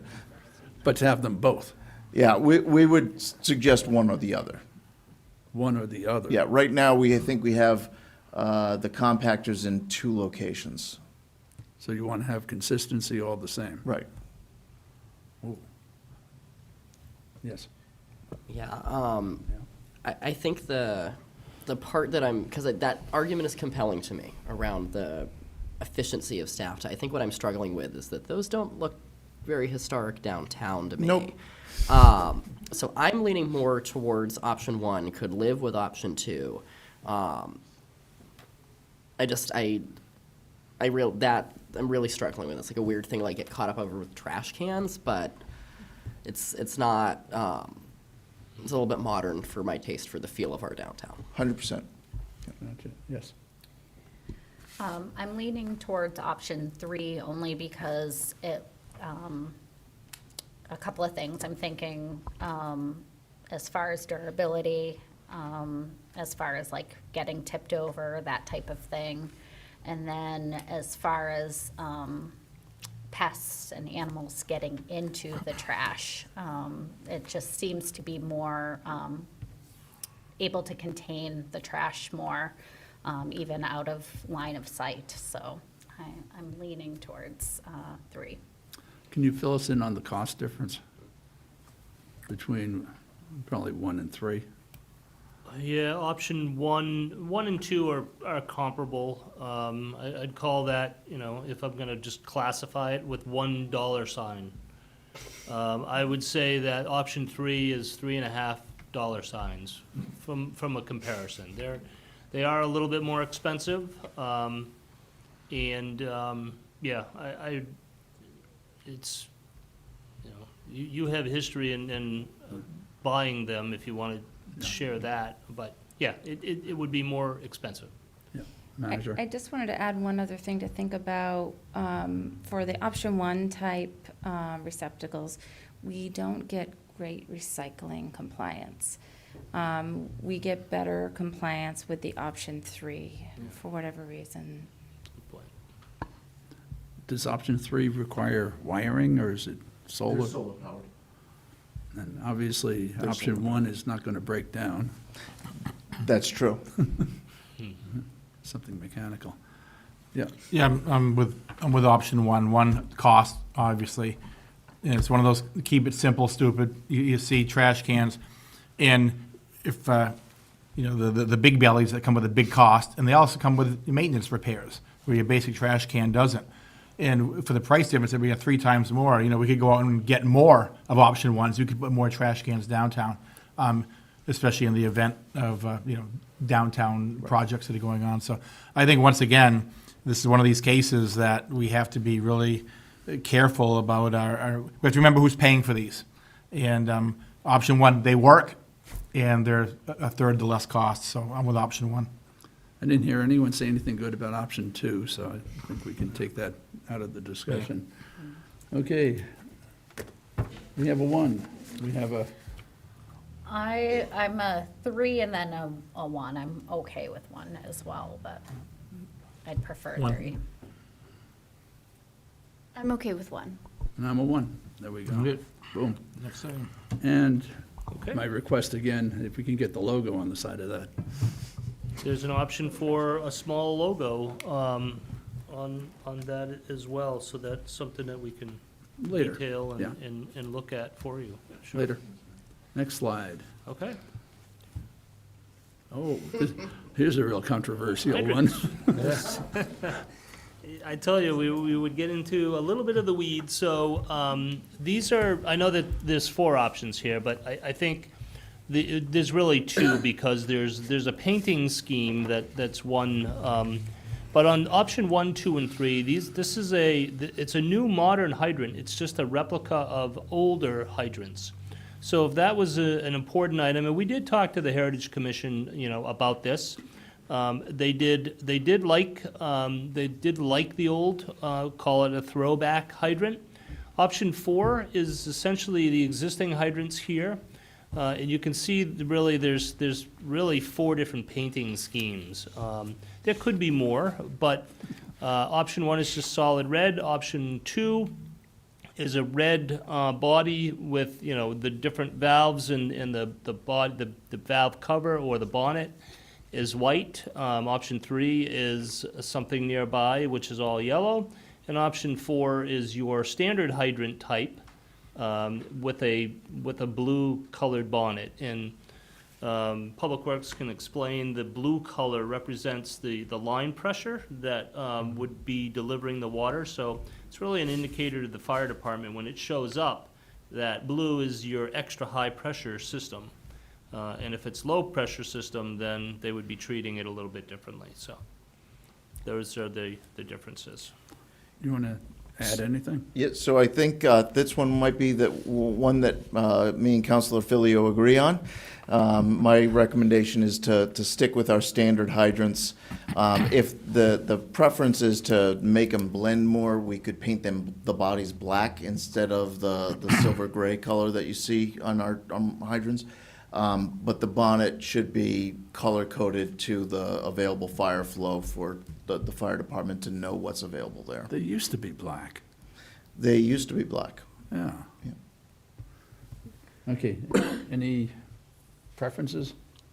No, I agree, and I knew the color, it has to do with fire pressures, that's why there's different color hydrants through the city. That's right. Determines the fire pressure, but, Yeah. if you have, you know, like, show me all 4 options, I have a new puppy, and he'd be glad to try them out. So we'll see which color is more dog effective. Okay, so, looks like it's 4. Thank you. And that also makes us standard parts for repairs and whatnot. Which is why we really want to stick with the standard hydrants. It's not another system that we have to stock parts for. All right. We could reuse the old ones. We do. Good. Okay, planters. So, if you remember on the proposed plan, basically, a lot of the tree planting north of Railroad and Gilbo on the northern end of Main Street and at the perimeter of Central Square, we're proposing planters for the proposed trees, for the new trees. And for planter materials, we're looking at a couple of different options. So the image on the left, excuse me, is what's out there today on Main Street. So option one would be a vertical granite curb. It'd be a 6-inch reveal. And this wouldn't be just street curb. This would be a finished granite. It would have a thermal finish on the top, or all exposed faces would have a thermal finish. And we call it a dimensional granite. It's just a more finished and finer looking detail than a street curb or other materials. So then if you also remember, on option two, we also have in a number of locations these granite benches at the ends of the planters. And what we're also suggesting is the opportunity to include a small, short fence that would be mounted on the top of the curb. It gives it a more finished look. It also prevents people from cutting through, prevents pets from going into the planter areas, and it's just a nicer looking detail. And that can be either on the two sides, or it could be three-sided, as you see on the bottom. Committee? Okay. And so, Public Works is their preference would be option two. I don't know that I have a strong preference. I would maybe be interested in what exactly the railing would look like. That one to me looks, again, that has a fairly modern feel to it in a way that I'm not sure would blend with the rest of downtown, but I don't know that I'm married to either one of these. I'm more interested in what's like in the planters. So. And again, the recommendation is really more utilitarian. The beds tend to get a little shabby looking if people are cutting through them, if dogs are using them inappropriately, like Councilor Filio's puppy. So, our recommendation to have that fencing is really just to keep those beds looking a little bit better, a little less trafficked. To that end, I think we could find like a wrought iron fence detail that would be appropriate for the downtown. Yeah, that was a good add to it. The fence is mounted into the granite. Correct. Yep. Correct. Yep. Cost efficiency, what are we talking? The fence is obviously more than, How much more? If I'm gonna use the same analogy again, maybe $1.50 bills. I don't see it as a, depending on how ornamental you wanna get, but there are some more historic looking, versus modern looking. But, if it's wrought iron or if it's aluminum, it's gonna vary in costs. Do you have an opinion? No, I think you're about right. And just remember too, it's only for the north end of Main Street and some of the planters around the perimeter of Central Square. It's not the whole corridor. Yeah, I think wrought iron. Vicki, please. Morton, 275 Water Street. I guess this question is for the city attorney. So what's the liability issues of tripping hazards?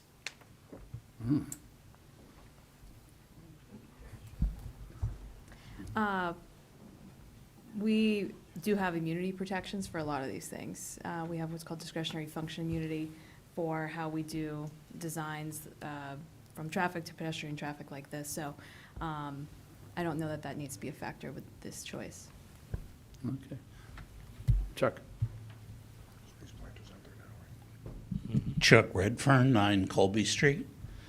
I'm thinking more of a safety hazard with those fences. If somebody's gonna brush up against them, fall, wheelchair goes by, gets stuck up in them somehow. It can get busy on the sidewalk, particularly when we're adding bike lanes to it. So I wouldn't worry so much if we have insurance to cover the injured. I'd be more concerned with prevention. That's just my 2 cents. I could be wrong, but I do like the lower profile of the others because I think it's less likely for somebody to stumble over. That's just my opinion. Okay. Thanks. Again, these are raised as opposed to the existing condition, which is semi-raised. And- The existing is raised as well, correct? Yeah, but that's very small, right? Or is it? It's similar. It would be about the same? It'd be about the expression? same, yep. Oh. Okay. And my concern would be skateboards. So anything that raises up that skateboard could jump to or use in any manner, it will be used. So, when, just The fence would help with to that. clarify, would that be better or worse to have the, In my opinion, it's worse. It chips. It's they're gonna It- ride it- along the fence? not the fence, but those at the end, those concrete pieces that are shown at the end there. It invites somebody to try it. Just look at the county steps, look at Keene State College steps. It's what happens. Personally, I think what we have downtown has worked pretty well, amazingly. That's all. Okay. Yeah, I'm with option one. Once again, this is one of these, I think it's just keep it simple. I don't think we need to overcomplicate. And as far as people tripping, let's face it, that can happen at any street downtown at any time, so we can't prevent everything. But I think, cost-wise and efficiency-wise, and I think the mayor makes a good point, I see those rails as something that's just gonna be broken down the road. So keep it simple, keep it concrete. All right. Jacob? One. Okay. 1. Laura? I'm broken. I'm okay with 1, and that makes sense. And you're- One. And you're one, I'm one. What it is, Okay, thank you. save some money. Okay, tree wells and, Tree wells. Tree wells, oh, excuse me. So as we just were discussing, generally north of north of Railroad and Gilboa, the street trees are in planters. But because of the reduced sidewalk width as you get to Railroad and Gilboa South on Main Street, the trees are flush with grade. And currently what's out there on those conditions are, you do have some tree grates in various locations, as you can see on the left. But then also there's just a mulch or planting bed in a lot of locations. One of the main issues with tree health, street tree health and urban environments is compaction. So the existing condition on the right, where you just have a mulch bed that's very susceptible to compaction, and that's very bad for the tree roots and the tree health and the growth of the tree. So we would recommend some kind of a treatment over that that's not just an open tree pit. So option one would be a tree grate, right? Yes, I'm sorry, yeah. Option one would be an actual tree grate like what's there now. One thing to mention too is in these conditions where we have a flush condition, we are proposing we've talked about this previously, the Silva Cell system, which is it's a structural, almost like a milk crate system that's below grade that accommodates additional root volume growth, soil volume for root growth, as well as supports the pavement above it. And so the tree grate would be integrated into that system. Similarly, what we're calling option one on the upper right, which is, I guess is really option two, right? I don't know how we have it on the chart. We are showing, yeah, you'll see that when we get to the decision matrix. So the other two options would be what's called a paver grate. So it's, and actually it's a tree grate, but it's below the level of the pavers, and you would actually put permeable pavers on top of that. So there'd be a structural grate that would support pavers. It allows for drainage to percolate through, and it's a little bit nicer detail than just a regular tree grate. And then the last option would be a new system that we've been using quite a bit. It's called a porous resin-bound paving. If you've seen poured-in-place playground surfacing, it's a very similar product. It's a little bit more dense, but it's basically a plastic that's bound together with resin. It's a little bit flexible and it's porous. So that's another system that's been used. I believe Public Works is recommending the tree grates, which was matching existing. Let's start with Laura. Mix it up. So, quick question, I guess, are there going to be other things planted with the trees, or is these are just separate from? Where the trees are flush, no. Okay, either way, even with the existing mulch, So the previous discussion about the planting beds was Right. further north on Main Street where we've got areas with trees planted intermixed with perennials and shrubs and whatnot. This is more for those instances where trees are planted by themselves. okay. I'm good with the existing tree grates, or the option one. Or the tree grate, yeah. No. Which that was- matches existing. Sorry. Yeah. Yeah, the one they recommended. Yes, Yeah. sorry. Ready? Yeah, I'm Thank fine you. with that also, that's good. Cat? Okay, Yeah. look, tree grates. The way it is. Yeah. Okay, great, thank you. We'll move on to some further site furnishings, which is ornamental traffic signal bases. So part of our conversation, again, with the Heritage Commission, we are looking at traffic signals, as you've seen before, that are essentially modernized, and we need mast arms to cover the lanes as is required. So looking at, and this is just an example, I believe this is from Dedham, of where they have their lighting fixtures and their traffic signal posts kind of match one another. So there's two signal post bases that we did a little bit of research that really look similar. More so this option one, which is this it's called a Washington base. This is very similar to your lighting fixtures now, but this traffic signal base, although it would be bulkier, much larger than your street lights, that base would be very similar. And then there's more of a different type that would fit in, but with a slightly different focus. And this one's called a Raleigh. So if this didn't have a base cover similar to this, your traffic signals would look like they do now, which is a steel post that terminates at a concrete base that's really straight, as I said, as exists today. So we're looking for some feedback on either option one, the Washington base, or option two. We did ask Public Works why they didn't have an opinion. They were neutral on it, so it's really at your preference that we'd ask. What we have now would be the option one, right? Your We're not talking about the poles, this Yeah. is just the base. Your bases, and you can see here, this little piece right here is the difference between is a straight pole and a fluted pole, the ones that have the little indentations. Your street lighting systems now, not your traffic signals, but your street lighting systems are very similar to this Washington base, and the posts are actually fluted. So, and that's what's been selected already in our previous action. So yeah, this Washington base with the fluted post would fit closest to what your street lighting is. That's my choice. I see Public Works didn't have an option either way. What's the cost difference between the two?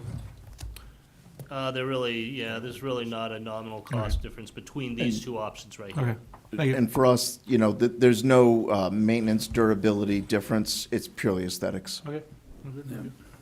Laura? I would definitely vote one. Yep. One? One. I One. prefer two, but I don't care. Okay. As long as the traffic lights work. Yeah, okay. That's Option the one, exciting part. with fluted poles. With fluted poles, that is Yeah. correct. And just as an example here on lighting, this is, we're looking at, and we included this is that very similar base that we just talked about, fluted post. This is your street light fixtures today that will be matched. That decision was made. In addition to the site furnishings are these electrical pedestals. These are power posts that provide downtown power. This would be a singular, option 1 would be a singular receptacle, option 2 is a dual or more receptacles. We think that that's important. This just happens to be an example of not only standard receptacles, but a BC, a USB and a USB-C connection in here. That's probably not that important in terms of downtown practicality, but I think the size of the pedestal would be, more sleek, more narrow. This would double the size and how it would look. So, but has more function, which may be something would be interested in. The other is bollard lights. So we have bollard lighting, just to add for better visibility at the large crosswalk here that's raised. So where we raise the crosswalks and have a big open gap, not only up here, but down at Railroad Square and at Gilbo, the entrance to Gilbo. We need safety bollards to prevent vehicles from accessing folks right there. So in the 360 visualization that we did, you'll recall this was really a standardized lighted bollard. We did get feedback from the Heritage Commission that said if we could find something that would have more of a kind of a historic base looking, that would somewhat match the lights. We haven't found one that would match the lighting fixture base particularly, but there's 3 options of bollards that we'd ask you to consider as well. So they all look a little bit different. Well, starting off with the the receptacles, I would rather see 2 receptacles than extension cords and splitters and like what goes on during the events. I'm not interested in the USB. That doesn't really fit with downtown festivals. Yep. Okay. Yep, two. Okay, bollard lights. 2. Yeah. Same. What, 2 or 3? Yeah, 2 or 3. 2? I can be okay with 2. Yeah. What? I think 3 would match with our light post a little bit better. Didn't we say we had ridged signal lights right now, too? So I feel like 3 would match better aesthetically, but. The whole center. On 3, the whole center section is illuminated, not the top. Okay. So it's almost like the whole center section is the lens. Elongated lantern of some sort. Yeah. Yeah. Versus kind of a post top light. I'm with option 2. Yep. Yes. Okay. I have a question. Yep. Well, while we're on the subject of bollards, I have it in my notes here that brought up, I don't think it's part of your display here tonight, but since we're on the subject, we had talked about this in the MSFI as we were talking about the downtown project, as far as when we have downtown events, having temporarily removed bollards that we can put in, say at Washington and Court and some of the streets coming in, and I was reading where many communities use them, including Buffalo, New York, so I don't want to hear we can't use them in snow. They're portable for events. You screw them into the ground. When the event's over, you take them off and put them back in a pickup and bring them back down to Public Works. And the reason that I would prefer this type of method is right now, when we have downtown events, we use multi-million-dollar trucks as blockades, million-dollar fire trucks. You use half of Public Works equipment. Not only is that, cost inefficient, bringing all those trucks downtown, which I know Public Works charges for those, so I'm sorry, I'm gonna probably hit your budget a little bit. But we also, lately we've had ambulances, we use fire trucks, to block off the streets. And it takes the manpower to get all these trucks downtown.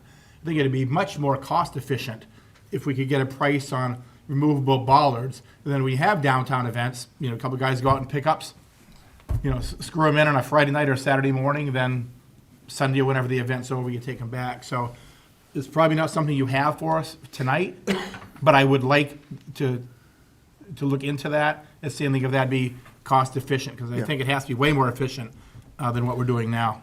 Yeah, and you're right, we don't have that ready for you tonight. We did hear that request, and we are evaluating different options. Okay. I haven't found the one that I loved yet, but we know that that's something that you're interested in. And as far as like hitting the budget, I just want to set the record clear. We charge event organizers, whatever it costs us to have folks come in and move the equipment and whatnot, we don't make any money Well, off of that. as a previous And- Public and- Works Director, so I'm not gonna throw it on you. It won't break my heart at all to not have as much effort to staff those events. Okay, out of the rabbit hole and on to the next decision. Yep. Yes. Was the bollard selected, was it option 2? Is that what Oh, you on the lighted ones? Yeah, okay, two. I just wanted to make sure I had that. Perfect. Okay, great.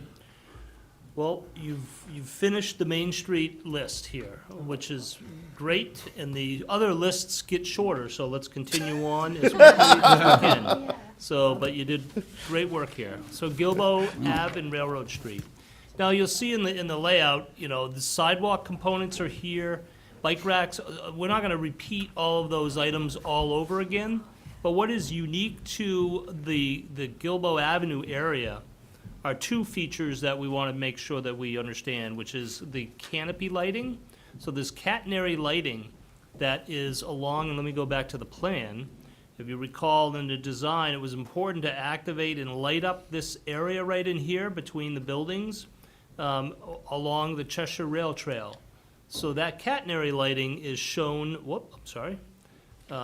in 2 different styles of lighting fixtures that we found that would be appropriate and maintainable.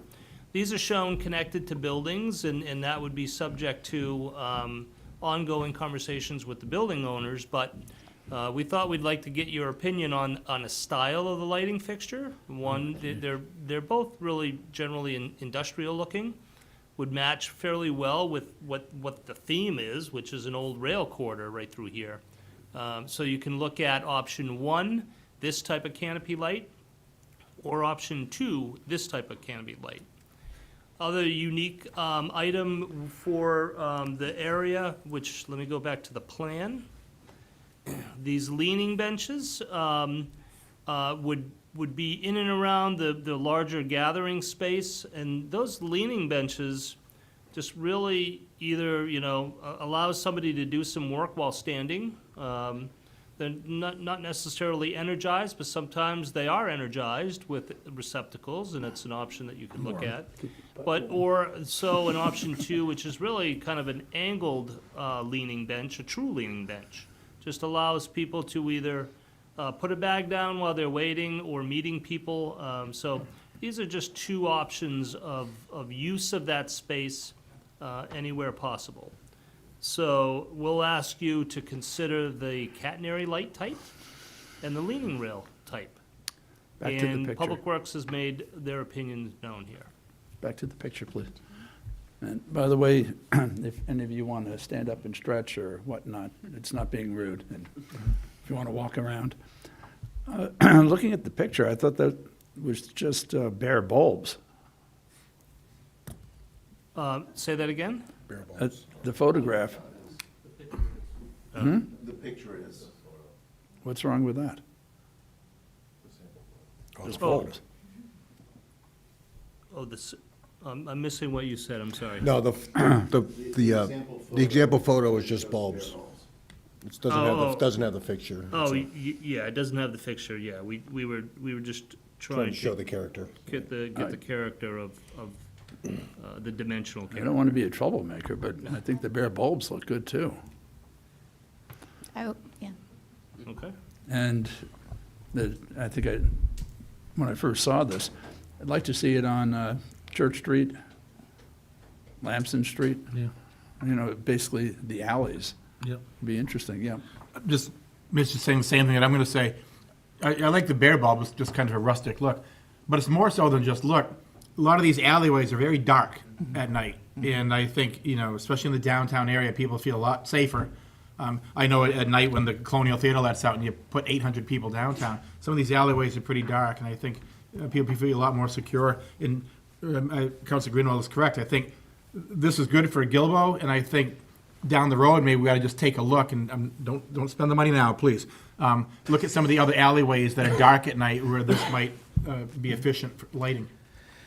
Yeah, and I will say, Mr. Chair, that the recommendation for the option 2 is really based on the degree of protection for that bulb, right? So the bare bulb has no protection around the bulb at all. where the first option offers protection a little bit, and the third one adds a little bit more with the cage underneath. That's really my only preference. In terms of aesthetics, I think they all look nice, but having a little bit of protection around that bulb would be helpful. Just thinking of the cost of fixtures, but I also have to shift my head. This is not my property, and, this is a multi-million-dollar project. I'm not talking about a string of Christmas lights here. Can they be, sorry. What? Yeah. Can they be added later on if we went with the bare bulb? Can the No. canopies be added? This is one of those areas where the gentleman mentioned before about alternate ads. This might be one of those things that you want pricing on. But yeah, if you looked at if your question was, if we went with bare bulbs and then can we fit on the canopy to it later, I would say that.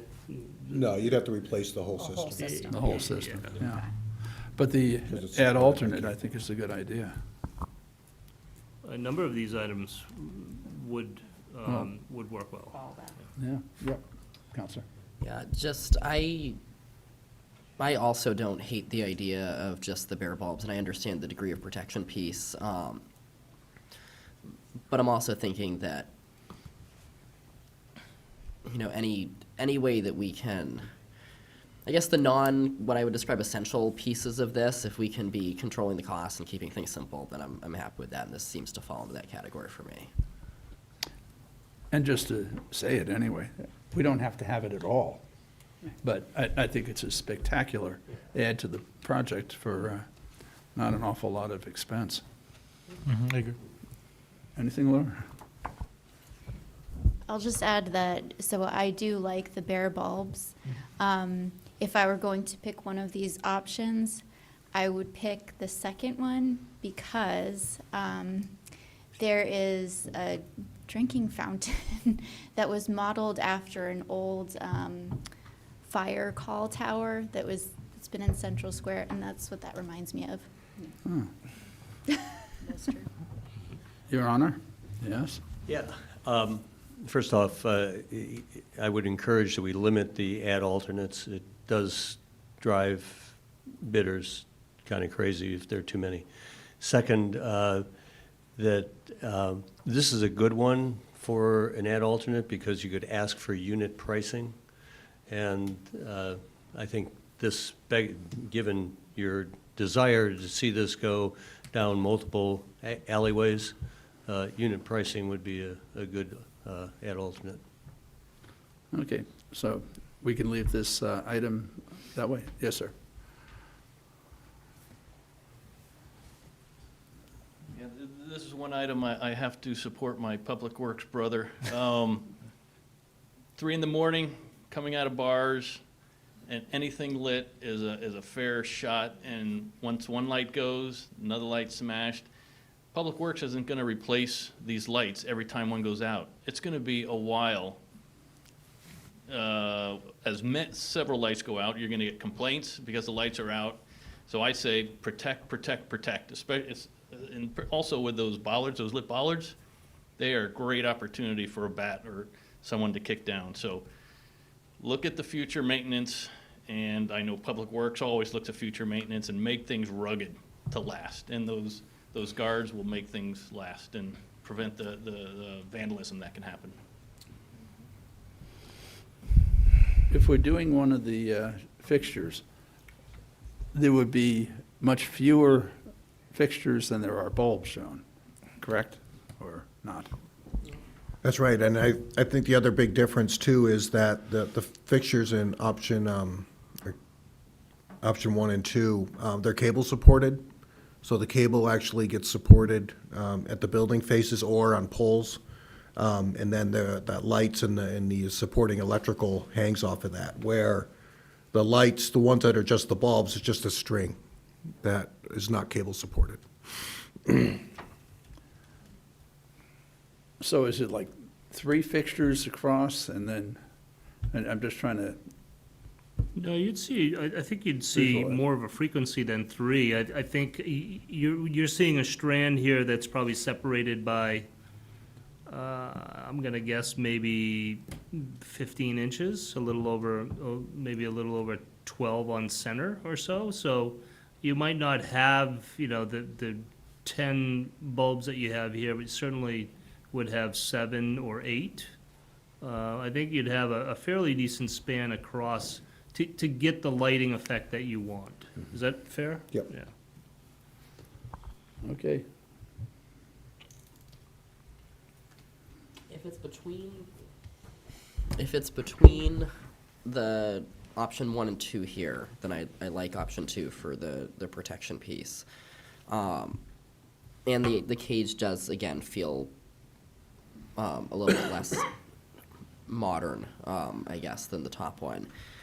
I still don't hate the idea of just the bare bulbs, and I'm also not sure that this is necessarily. I appreciate the comment about the safety of them and the vandalism. I don't know that this particular area is an area where I'm necessarily concerned about that, in comparison to some other areas that are coming to mind for where these might go in the future. So, if it's between option 1 and 2, I'm with option 2, but I'm fine with the bare bulbs as well.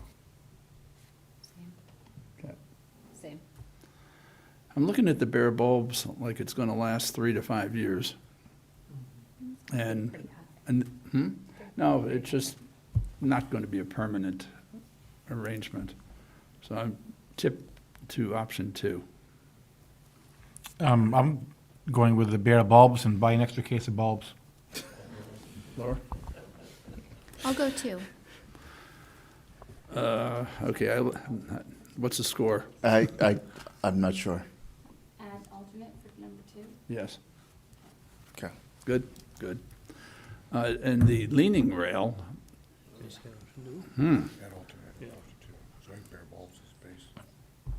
yeah. My initial thought was, and I would like to hear some discussion about this because my initial thought was, is this one of those things that we really need as part of this project? So. Let me just note that, so we had proposed these leaning rails both in this Gilbo area, but also in Railroad Square, which we'll look at next.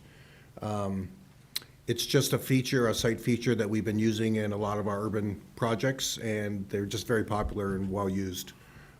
It's kind of a newer type of product, newer type of feature that tends to get a lot of use, and that's why we were proposing it, to kind of activate and give some different uses for the different public spaces. I've never seen it anywhere, but obviously you have. It would probably answer the question of people hanging out on the bench all day, because that's not very comfortable to sit all day.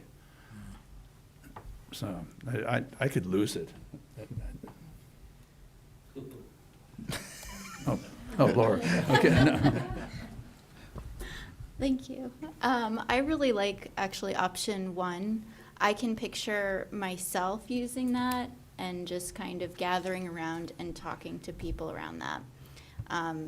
It may sound kind of strange, but I can imagine that being a little gathering place, having a drink or something like that, coffee, ice cream, whatever. I can picture one. Yep. Yeah, I can't support the leaning rail. I mean, when our constituents talk to us, they say, get the project done, we know it has to get done, but don't waste our money. This is wasting the money. So this is a big no for me. Yes, sir. It seems like a great conversation point, like one of the counselors mentioned. Maybe this is something that gets put out to the general public of, hey, we're going to fundraise to have these things put in. I don't think it's something that should be outright dismissed. You want people to congregate in downtown. Correct me if I'm wrong. So this is a great congregation point. And benches, leaning posts, whatever it is, there needs to be some type of way for people to stop and rest and talk. Okay. I'm reading the bobbing heads out there also. All right, Kat. Yeah. I wouldn't want to eliminate any seating on Gilbo, so like if we weren't going to do any leaning rail, I still would want some benches periodically. Benches are coming up. Okay, all right. But yes, I would be okay with tabling the leaning rails for now and seeing where we are down the future. I feel like those can be added at any time. So careful with the word tabling. You mean pass on the, Right. not include them at this time? Put it on the back burner. Yeah. No, you're a yes. As you Yeah, I'll already said. vote one, even if What? I'm not, I said I would vote one, but that's. And you're a none, I'm a none. So it could always be added in the future.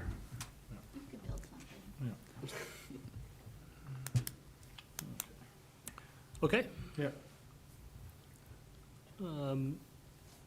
And we did get catenary lights, okay, thanks. So we're on to Railroad Square. Again, not repeating any items that we've already talked about, but there are a couple of things that we'll focus on right now is the paving areas. And we've talked about sidewalks, we've talked about unit pavers, so we're gonna talk a little bit about what can happen here.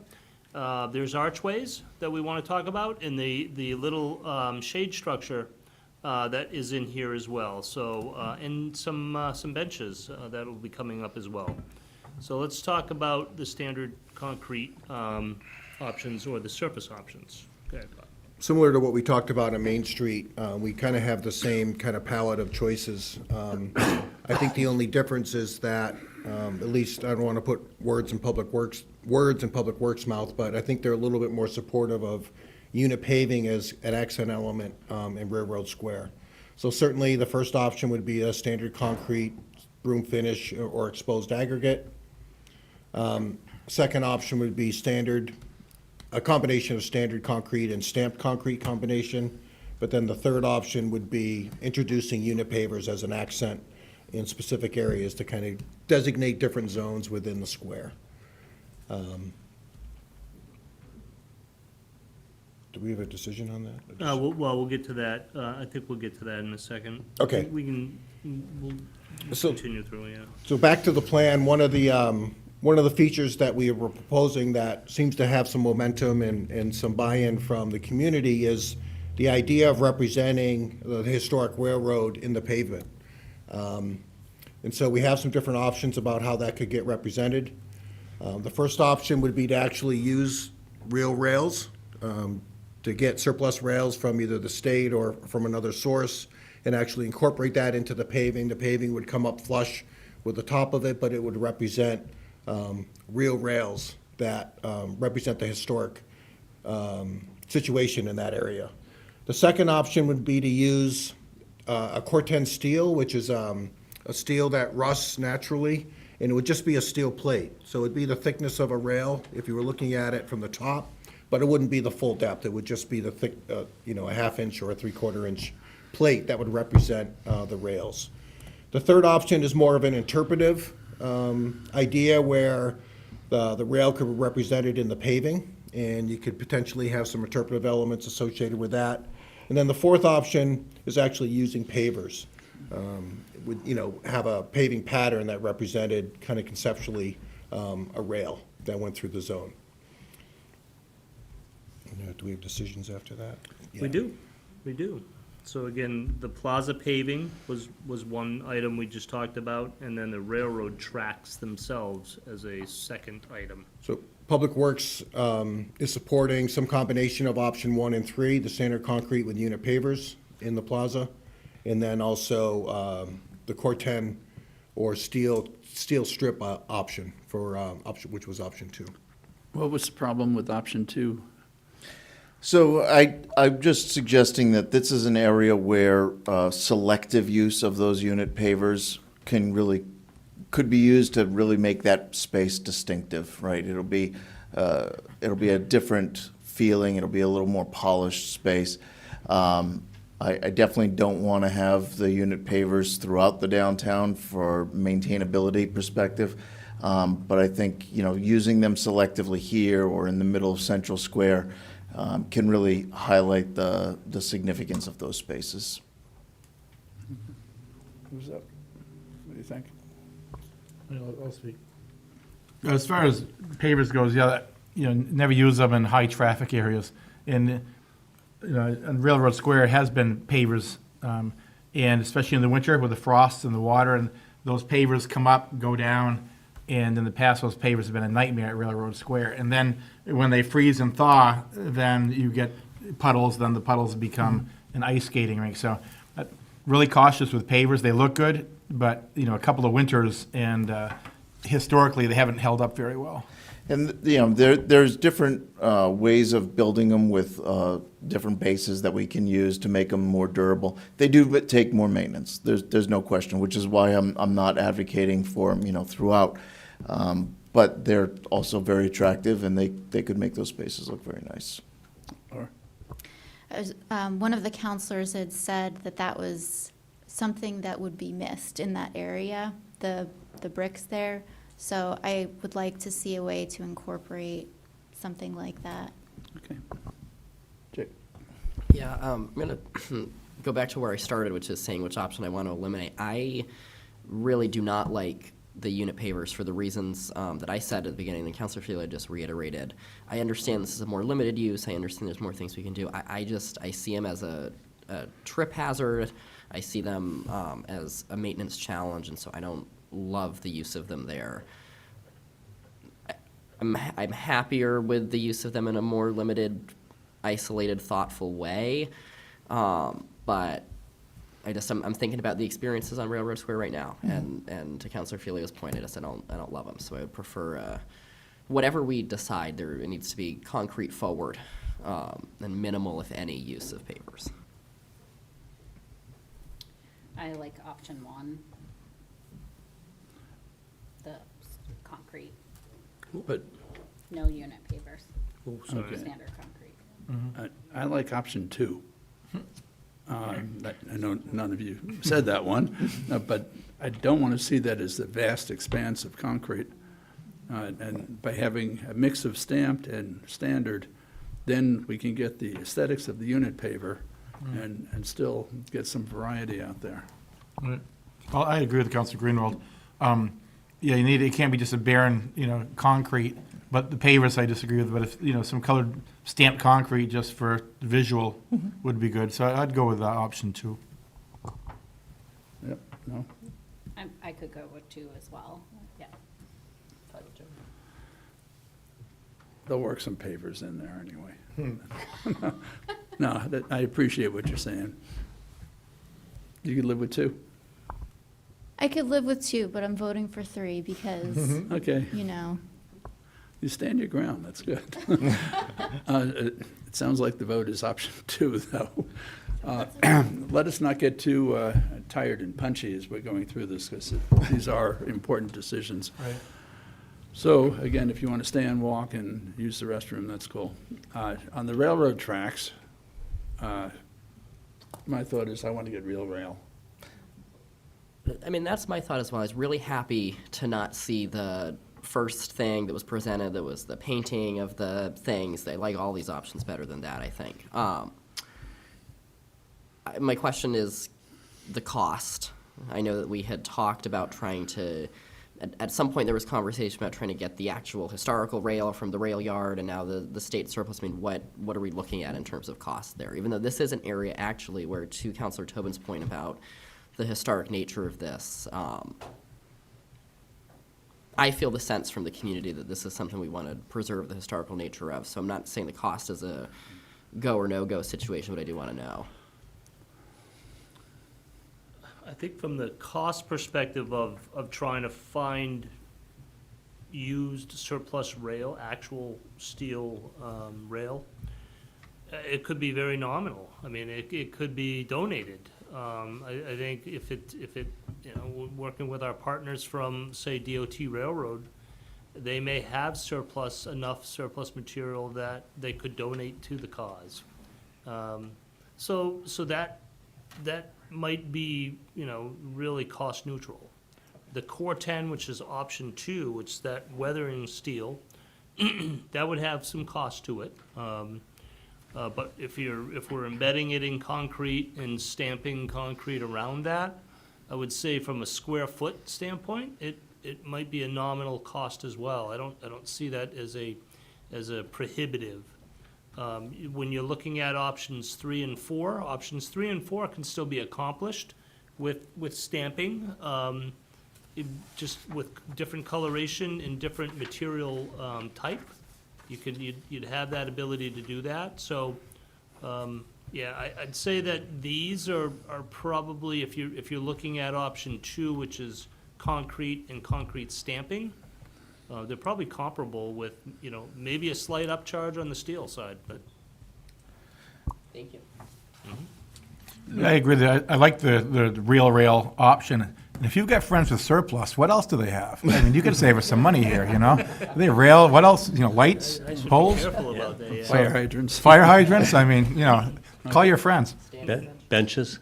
I would refer you to the Colley Powell Heritage Commission memo that you've got in your packet. The rails were a suggestion of that group, and I think that would be a good follow-through. Yep. Yeah. Yep, Laura. So one quick concern I have, the ridges, it looks in that picture like there's a groove. Would it be a finished, how would that, I'm wondering about like a wheelchair going through there and if that could get caught in there. Is that, Yeah, the rails that we would have a solid top. okay. It wouldn't have the groove in it. So, The groove would be filled with Okay. stone Or dust. filled. And then I would just be, what was? yes, the- so, Mr. Chair, my initial recommendation for the Core 10 steel was really based on the concern that I had with detailing the interface between brick pavers and the rail. My friends at Stantec have assured me that they can make that work, but more to the point, if the preference is going to be for the use of concrete and stamped concrete, using that with steel rail will be very simple. So I think that that's definitely the way to go. Yeah. Yeah. Good. Next item. Okay, great, thank you. Gateway arches.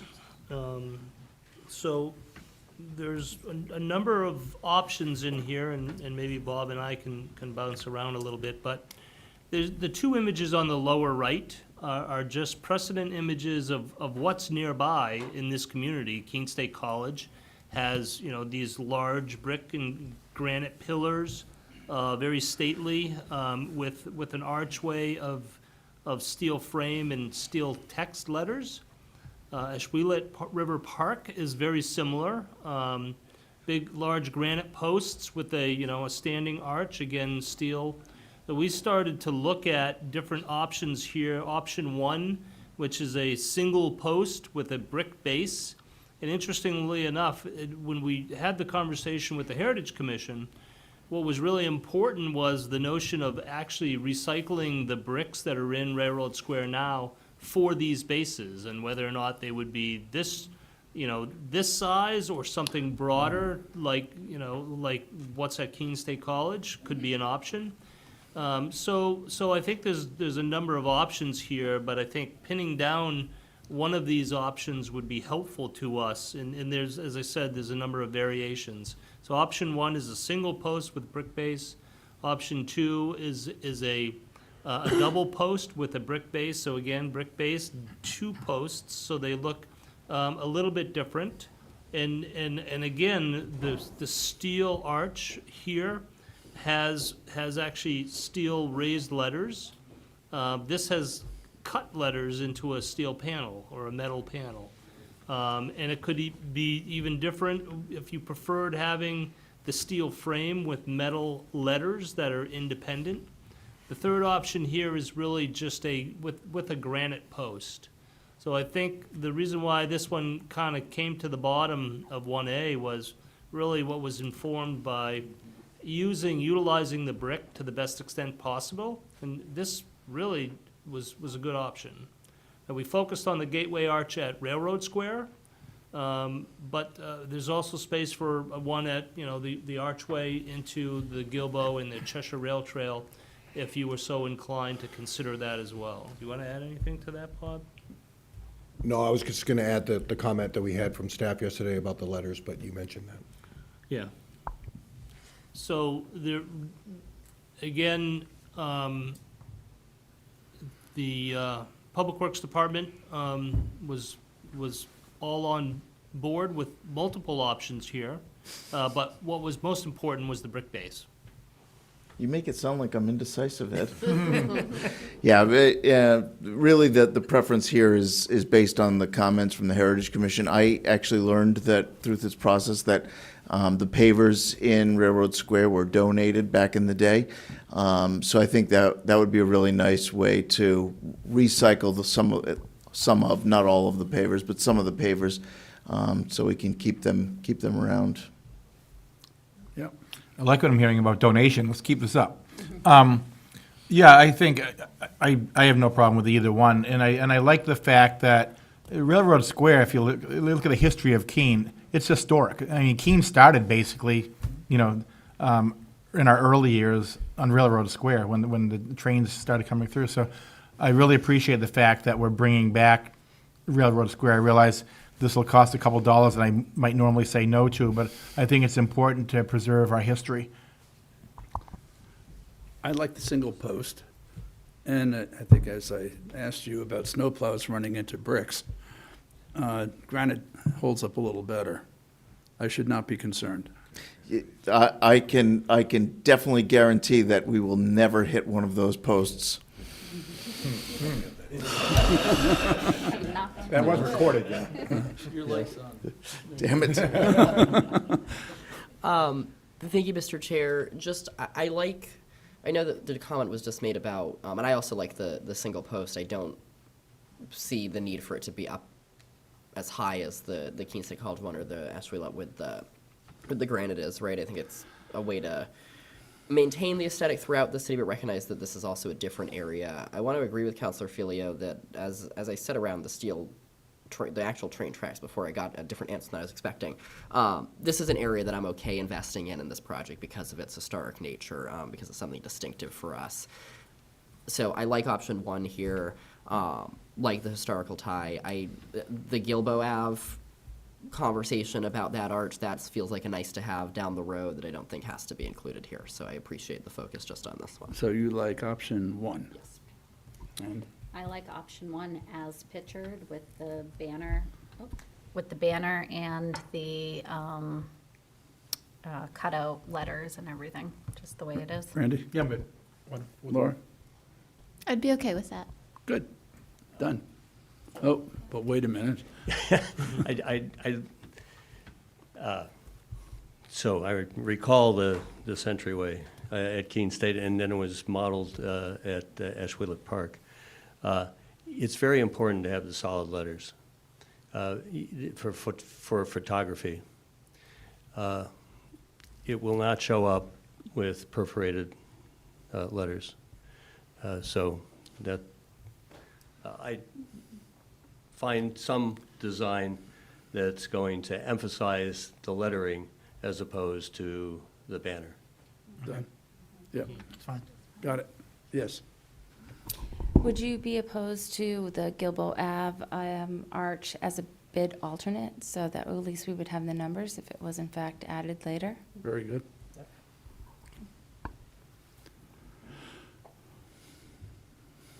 I'm not opposed to having it, so. But that should be some easy math. What's next? Okay, great, thank you. The shade structure, go ahead, Bob. So in Railroad Square, we are proposing a shade structure. And there are three, and this came up during our discussions with the Heritage Commission. Spent some different discussions about, what is contained under the structure. Is it bike racks? Is it benches? Is it both? But for the structure itself, option one is a trellis structure. These are all, I should say, off the shelf, if you will. They're all pre-manufactured products. The first one is just a trellis structure, so it gives dimpled shade. The second option is actually similar to a trellis structure, but the roof is louvered, so it actually is potentially mechanical, so you could actually close or open. And then the third option is just a solid roof structure. And there are some variations within the different options. We can look at different colors. But generally, in terms of the style and mostly the roof structure, whether it's open or closed or something in between. What is the function? The function was added really based on public comment about having shade opportunities in the park, and a bit of covering for either seating, benching, or bike racks. So that option 3 is showing the covered pavilion that has bike racks in there. So there could be a combination thereof. I think we're showing a combination right now of a couple of bike positions in that area, as well as some sort of seating block. It's not a performance center? No, it wouldn't be it's not. There's set no up that. tables? That's right. I'm having a hard time wanting it. Yeah. This actually, I do recall some conversations around constituent desire for shaded resting spot, which is why I'm confused to see kind of the first one to me looks more decorative than anything and doesn't look like it really meets that purpose. I'm not opposed to having this in, but I would be opposed to the first one if the purpose is shade. I don't know that the dimpled shade makes a whole lot of sense to me.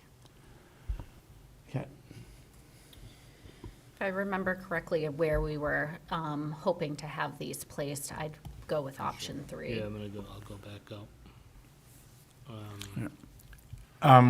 Yeah, I honestly don't see a need for any of these. I think they're decorative. I just don't see they're being efficient. And I think when you talk about shaded area in Railroad Square, I think you'll see down the road, and I know there's a couple other businesses that are going to be moving in there shortly. I mean, I could see, in conjunction with the businesses there and the city coordinating together, you put tables with the big umbrellas out there. If you go to Burlington and other cities, you'll see that the community and the businesses get together, and in the middle of the day, out come the tables, out come the big sun umbrellas, and it creates, I think, it creates a mood, and it also creates shade, and it doesn't cost. Like I said, I just don't see it. I think it's it's some artwork, but I just don't see it efficient, and I don't see it cost efficient. So I don't see any need for any of the options there. I think work with the community. Chuck first, and then you, sir.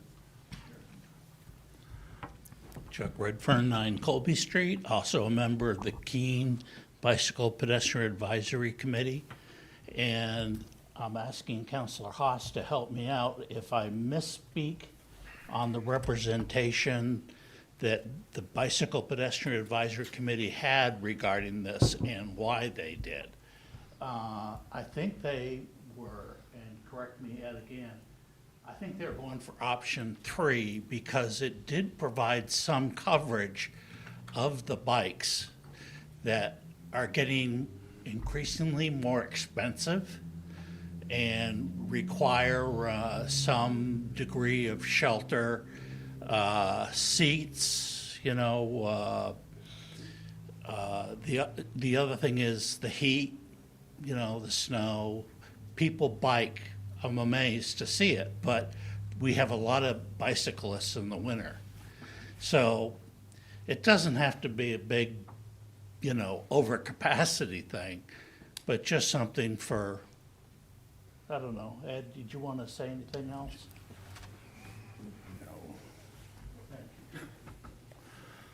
Ed Haas, Mr. Redfern said it accurately. The idea was to provide some weather cover for bikes in all sorts of weather, rain, shine, snow, sleet, hail.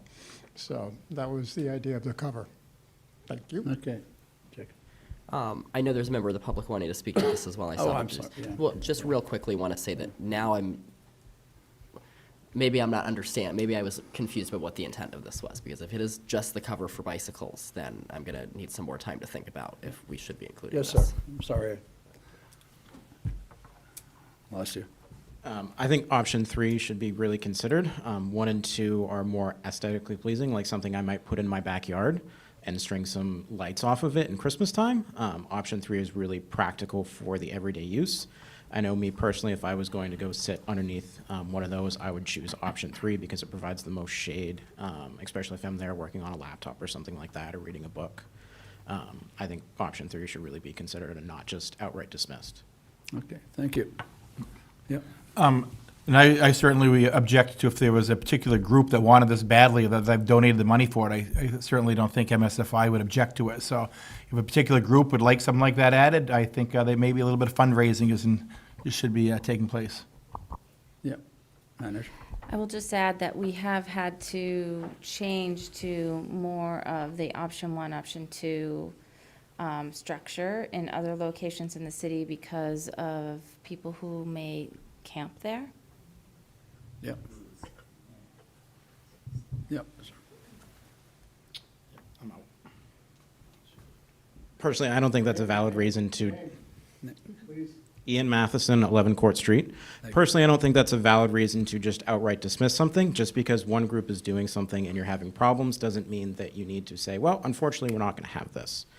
I really think option 3 is valuable to the city, and it provides a unique experience to someone who's coming and potentially moving into the city and go, wow, downtown is really beautiful. I work remotely. I can go downtown in the summertime, sit under the shade. It'll be very aesthetically pleasing to folks wanting to come into downtown. Okay. Well, part of what I'm a bit confused with, the way option 3 is being shown, it's a solid roof over a bike rack.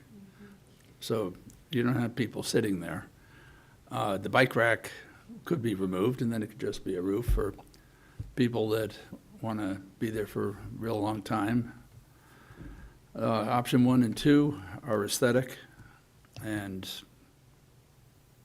I guess I'm viewing it that if there's a great desire after the project's built, this could be easily added. So I'm out. I'm option 4, none of the above. Yes, Laura? Was there a discussion about having one in Railroad Square and then Gilbo?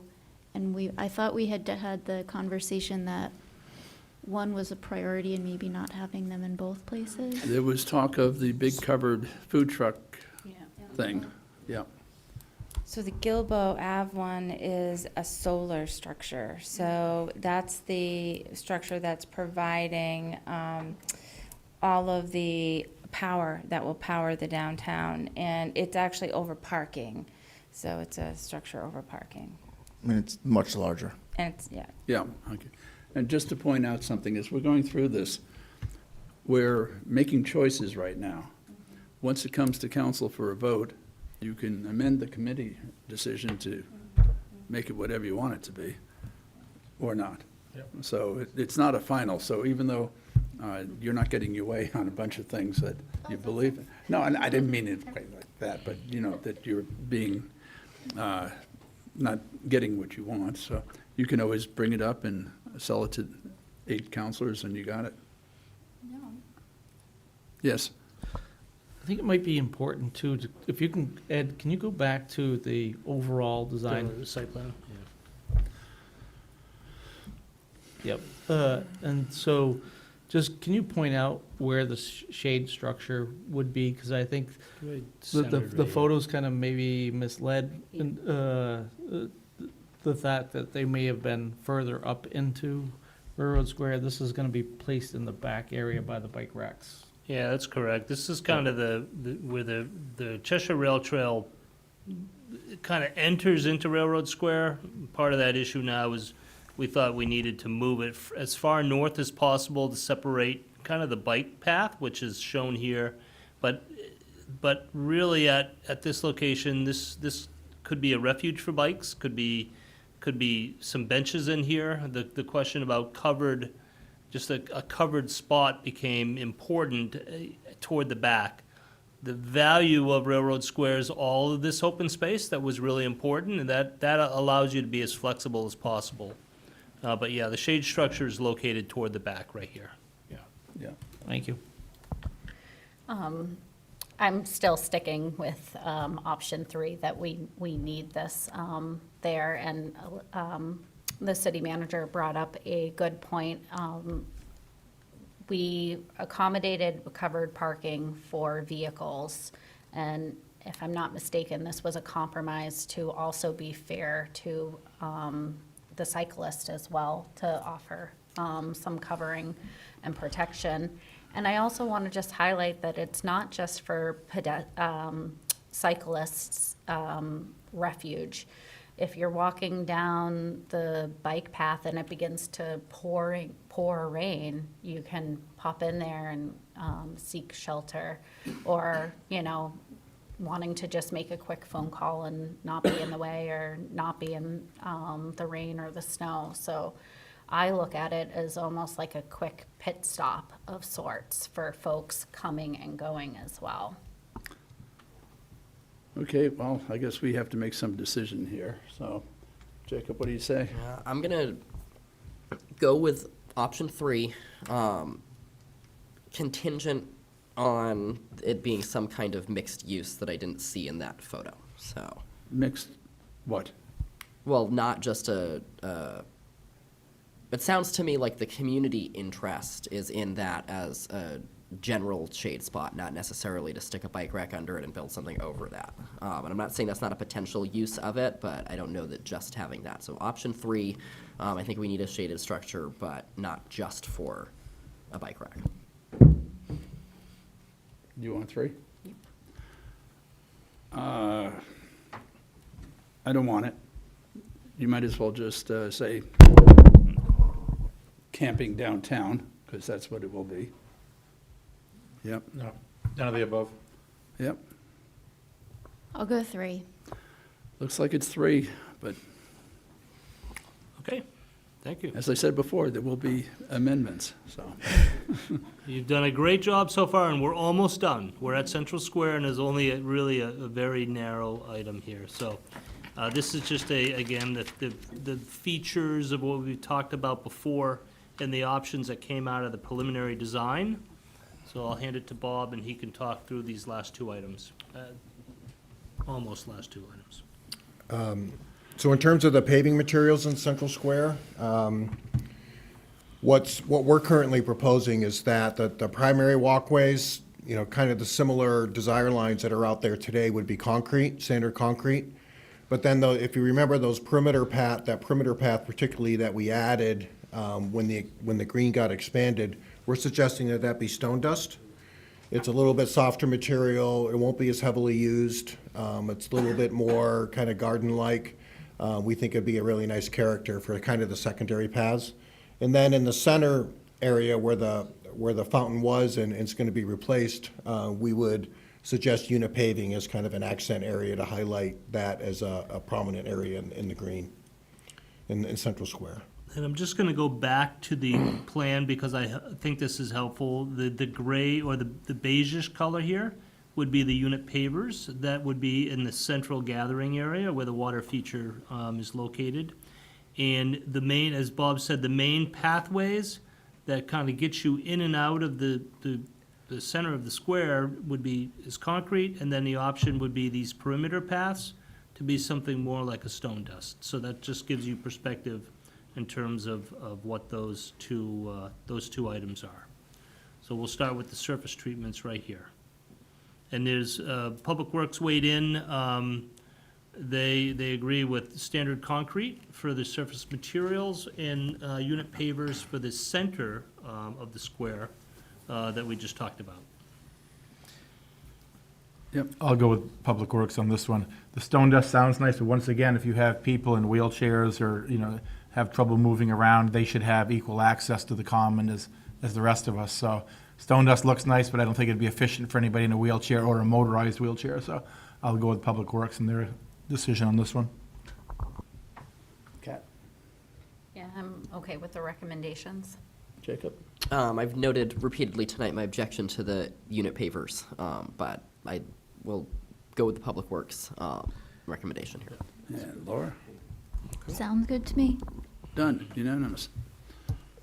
Okay, well, then the last furnishing item is bench seating that occurs in Central Square.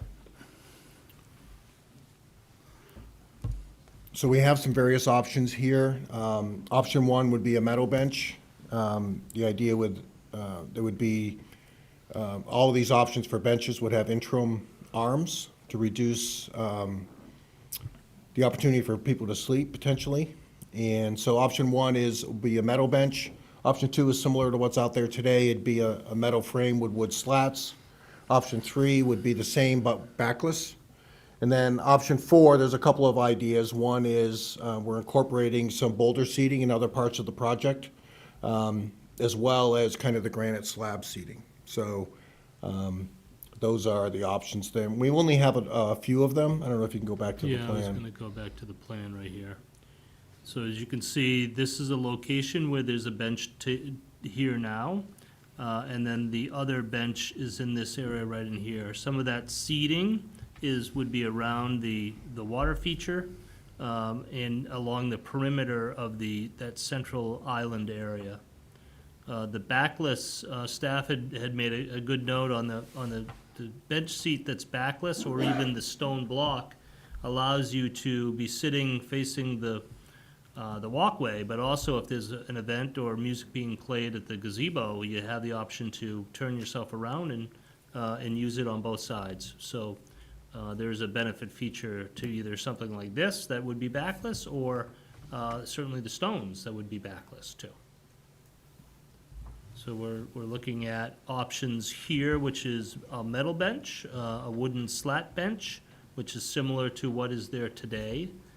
Something that would be backless, and again, these would have the midpoint rails to discourage laying on them, or stone blocks that would be similar to other locations in the downtown. Yeah, and the stone blocks are it's really 4A and 4B. We have the natural stones versus the granite slabs. That's true. I would assume also the backless could be metal, Backless? Yeah. Yeah. Yep. Yeah. just to be more durable. Yep. Yeah. I'll go with that. Okay. Kat? Yeah, I like option three with the wood slat for, if we're talking specifically for Central Square. I think Right. that would just Yeah. look nicer. Wood or metal? Do you care? Wood. Okay, Jay? I actually like option two. I feels most like a bench to me. I'm not on the backless bench train. If it's going to be a backless bench, which I do appreciate the possibility of getting use of both sides of it, especially if there's something going on in Central Square. If it's going to be option three, then wood. But my first vote is option two. I like option three. I think in Central Square, those will work fine. When I was speaking against the concrete one, those, as the mayor spoke earlier, those will be skateboard ridden. And so I don't think we should be using the concrete. Looks good, won't work. So I think the backless works the best. Or?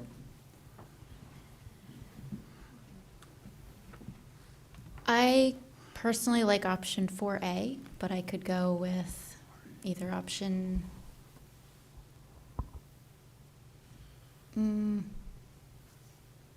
I guess if not option 4A, I would go option 2. Jay? Okay. Yeah, if you go option 3, again, I'm worried about skateboards on a flat surface, so just whatever you can do to, and I thought that the metal idea with slats might. But there are interim arms Not on number 3. on Well, I three. think if we were going to go with option three, I think it would be similar to the bottom photo on option two, where you'd have the interim arm. Yeah, those kinds of things that make it impossible, yeah. Handrails. Okay, just to recap again. Three. I'm a 3. 3, and you are? I can get on board with 3. You got it. Great. And whether it's wood or metal? You a wood? Wood. I don't care. Doesn't matter. Next. As long as the wood's durable. Yeah. Okay. Now Dave's been sitting here for a while, and we're going to shift it to Dave to talk briefly. Oh. Very briefly, Dave. Okay, before we get into that, Central Square has a fountain. Yes. Can you? I also have a quick question about the design. Yeah. Let me go back to the design. Yeah. So, Central Square has the fountain, and one of the things that came out in the preliminary design was an alternative that would, instead of having it centered, is to relocate it to an edge for several reasons. One would be to maximize the ability to use the center spot for whatever. This is showing the water feature on one end and reservation of space for the peace pole that could stand alone, or whatever else might come along. So now you have interest in three legs of what's happening at the gazebo, what can be happening at the water feature. That's not, and I think something like relocation or replacement of the water feature is probably a longer design consideration with the community. I mean, you're gonna wanna, we know that a lot of those parts and pieces there, particularly the granite slabs, were a product of a donation to another community, from another community. So I think that's still really up in the air. We know what the dimension of that center circle will be, and that's fine. Whether this project moves along with no change to the water feature, we'll make sure that any electricity and any water and sanitary sewer connection is made and updated.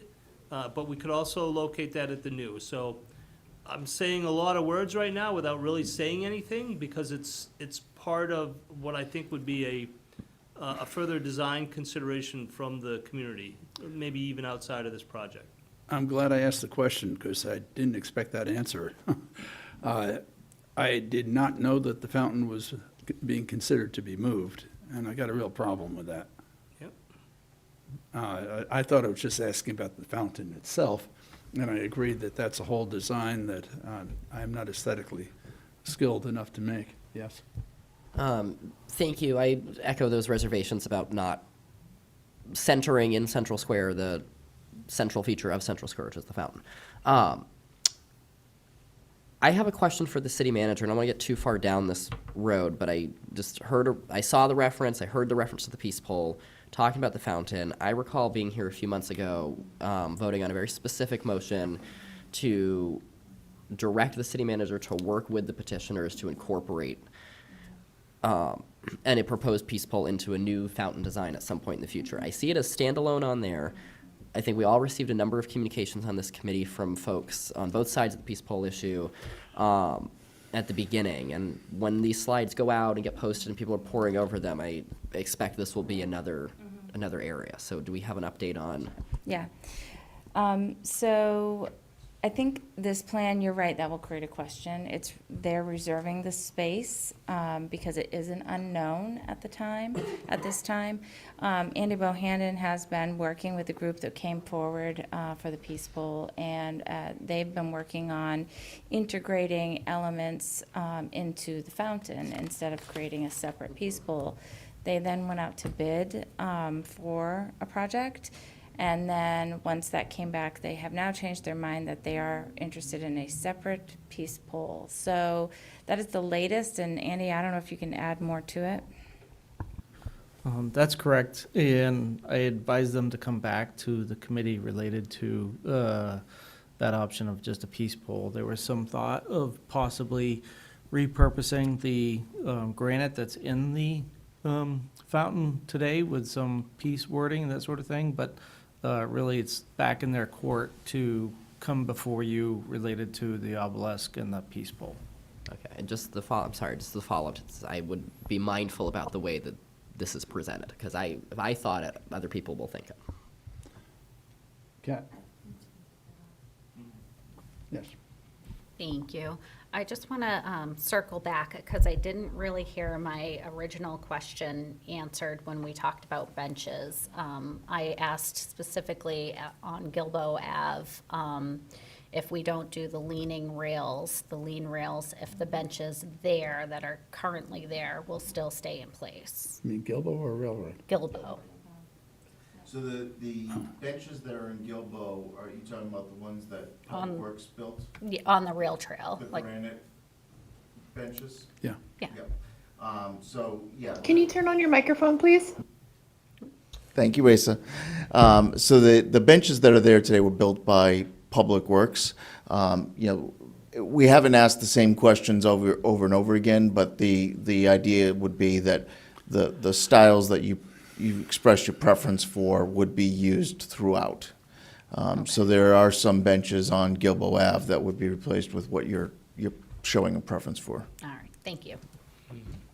Randy?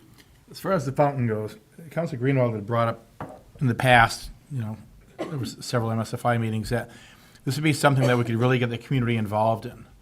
And, I still think we could put it out there. You look at how the community got involved with the wall dogs, the murals. They picked them out. It was a long process, and they took pride in that. Mm-hmm. And I think this is one of these things that we should have people, we got plenty of time, relatively speaking, to submit some designs, submit some basic thoughts of what they want, or, narrow it down to 5, let the community get involved in it. I mean, it's going to have to be cost efficient, all of that. It's going to have to work. But I think the community would like that, to at least have something in this multi-million-dollar project that they can say, they had their fingerprint on. So, I mean, we'd have to kind of start expediting that to get some type of a preliminary design. But I think, as Councilor Greenwald said in the past, let's get the community involved where we can get them involved on this.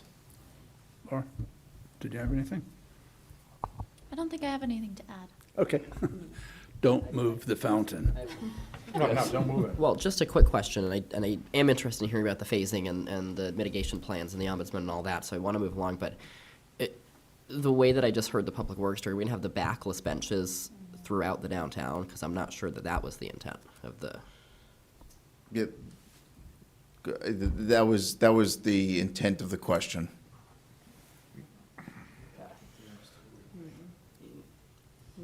No.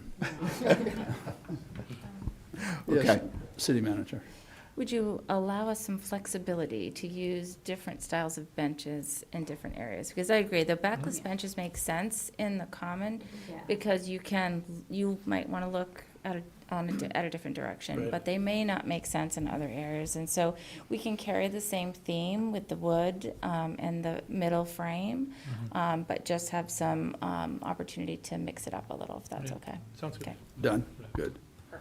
Everyone happy? Yep. Kumbaya. Moving on. Okay, thank you. And again, if anyone else wants to stand up for a minute, that wouldn't be a bad idea. All right. Back to work. Call a 5-minute recess. Oh, that's We're right. over more than 2 You weren't hours. around when I chaired finance. I'll be right back. Yeah. As long as we keep 3 seated, we're still alive. Yes, please, go All ahead. right, thank you, Mr. Chair. All right, so I'll try to keep this brief, and I'm sure we'll be talking again about some of the phasing and construction staging type work. So just want to go over kind of at a high level some of the mitigation strategies and the overall phasing. So what you're seeing here is the planned phases. I think we've shown this before. It's changed a little bit as the utilities have kind of been refined, but in general, the plan is to start at the north end, start at the Central Square area, and work our way south. So what you see in red would be phase 1, would be the first season of construction. The second season is the blue area, which extends a little bit off the screen, going up Gilboa and down Railroad a little bit. And then the third season would be the southern end of the Main Street, basically the green area here. The 2 different shades in there, so the kind of the solid light color in the background, that's just showing really the overall area of work, the overall impact, the surface treatments, the sidewalks, the roadways, everything that's going to be impacted. More of the hatched areas is really the utility work. So that's where the underground work is going to be, the ditches, the trenches, and what's really going to kind of drive the overall size of the project. So as work goes through here, a key point, I guess, is, the contractor wouldn't be working in the whole area at once. So there'd be restrictions on the contractor to say, if he's working on the Court Street side of Central Square, say, the top of the square, the Washington Street side, and then coming across on the bottom and kind of the northern end of Main Street would be left alone. And then as that work progresses kind of around the square, the work where the work had happened will get opened up and it'll move along to the next area. So just to go through a few of the different elements, parking, there will be signage, the contractor will be directed at signage to direct people to alternative locations, to show people where parking is on Gilboa and kind of perimeter parking. There'll be a limitation on how many parking spaces can be taken during any single stage of construction. We're thinking that's 25 because that gets kind of the biggest individual block of parking spaces as we go through either the square or up and down Main Street. Sidewalks, it'll be staged, it'll have to be built in sections so that we can maintain accessibility, maintain foot traffic, maintain access to the buildings as work goes along. Some of that will be accomplished with temporary ramps and kind of bridges to extend from a finished concrete to another finished concrete and over an area that may be being prepped. There is access requirements for ADA accessibility, for access to buildings. And then it'll be important, and there'll be a lot of signage during construction. So the contractors will have to give kind of detour signage for pedestrians and keep people going around, let people know that businesses are open, how to get into certain businesses and get through the project area. Building access will be a contractor requirement. We're not going to be able to cut off access to buildings, obviously. We'll work individually with buildings to give everyone advance notice when we're going to be working in front of their buildings, whether that's the sidewalk work, the utility connection work, as we're coming up and tying utilities in the front area of buildings, and maintain that ADA accessibility through the project area. Noise, dust, vibrations, always a challenge on any project, any transportation project. We're going to be digging, there's going to be exposed dirt. So it'll be monitored during construction. The thought would be, in some cases, a lot of those items are on the contractor as kind of part of their mobilization cost. We can control that better if we put in some bid items and have an item for dust control and vibration monitoring and some of that built into the contract. So we can control it a little bit and better incentivize the contractor to keep up with it. And then the construction contract in general, kind of to that point as well, it's just clear and enforceable guidelines and directions as to what he has to maintain, how he needs to maintain it, the parameters around how he's going to maintain it. The contractor's going to come and he's going to have to present a schedule, a work plan, a traffic management plan. All of that stuff's going to be reviewed by the city, by the engineer, and have to be approved before they start construction. So within those construction guidelines and the construction contract, we'll be laying out clear guidance as to how many lanes of traffic he can take, the parking spaces I mentioned, what needs to be restored outside of work hours, what can be done during work hours with police and flaggers and kind of temporary traffic control. And then just seasonally, the intent would be April to early December is kind of the typical season. Outside of that window, things get a little tough with weather and pavement restrictions and temperature restrictions. So the intent would be to in there if it's late spring and early spring, maybe that varies a little bit, but that's kind of the expectation. 7 to 5 Monday to Friday, Saturdays and overnights with permission only. During holidays, city activities, we'd have to shut down noon the day prior to any of those activities. Adjustments to community events, I think Dawn's going to touch a little bit on that in the next slide, which I will give to him. Okay, thank you, Dave. And blissfully quick. So my section here is going to talk about some of the things we're doing to try to support businesses during the project. I've said it before, but I'll say it often. I wish that I could say that this was going to be easy and there would be no disruptions, but it's going to be a challenging project for everyone. And I just as sure as I am that there's going to be challenges, I'm sure that we're going to get through it, right? We can do this. So we've been talking a lot about ways that we're going to be able to help businesses get through this and make sure that concerns are addressed and whatnot. Probably the best idea, the number one thing that we're going to be doing is this project ombudsman role. This is going to be a temporary contract employee for the city. But it's somebody outside of the sort of construction team. It's not somebody in the engineer's office. It's not somebody from Stantec.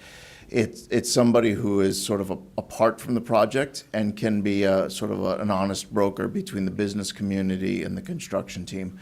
Their job isn't so much to solve the problems as it is to identify and make sure that they get responded to, right, and track them until that gets resolved. They'll be attending meetings with MSFI, project update meetings, so they know what's going on. But they'll also be meeting with business owners every week. So, we're thinking that this is somebody who's going to visit business owners, talk to them, see what challenges they're having, and then come up with ways to make that better. And to that end, that job description's been written. We've got a couple of business owners that have graciously volunteered some time to help us hire somebody. But once that gets advertised here in the next few weeks, if anybody knows some candidates, please make sure that they're aware of that role. Because it's not everybody that's going to be the right fit for it, so we got to find the right fit. Other ways that we're going to help the community, I expect we're going to be back here in front of this committee every month, talking about the project and giving you all an update. That would be probably myself or the city engineer along with that project ombudsman.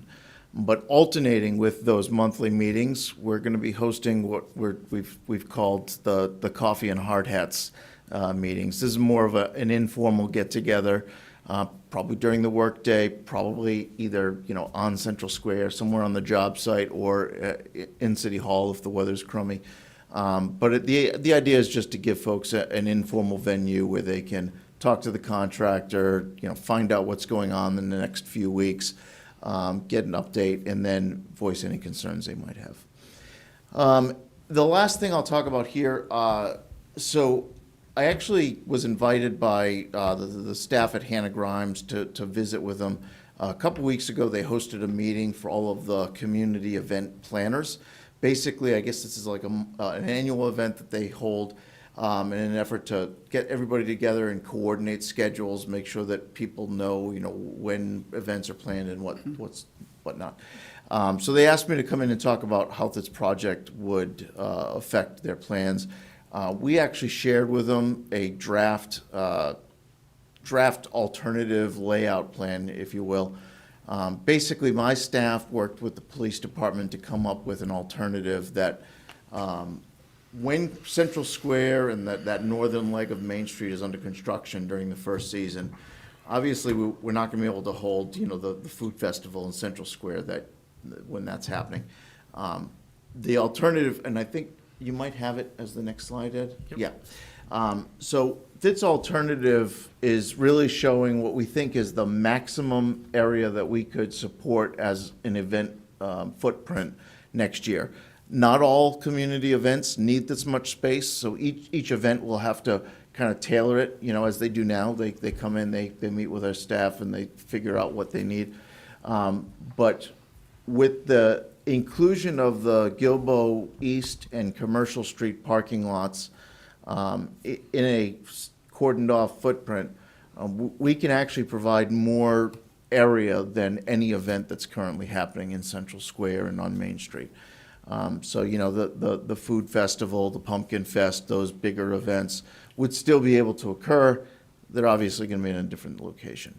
That said, obviously that would take a significant portion of our event parking out of service.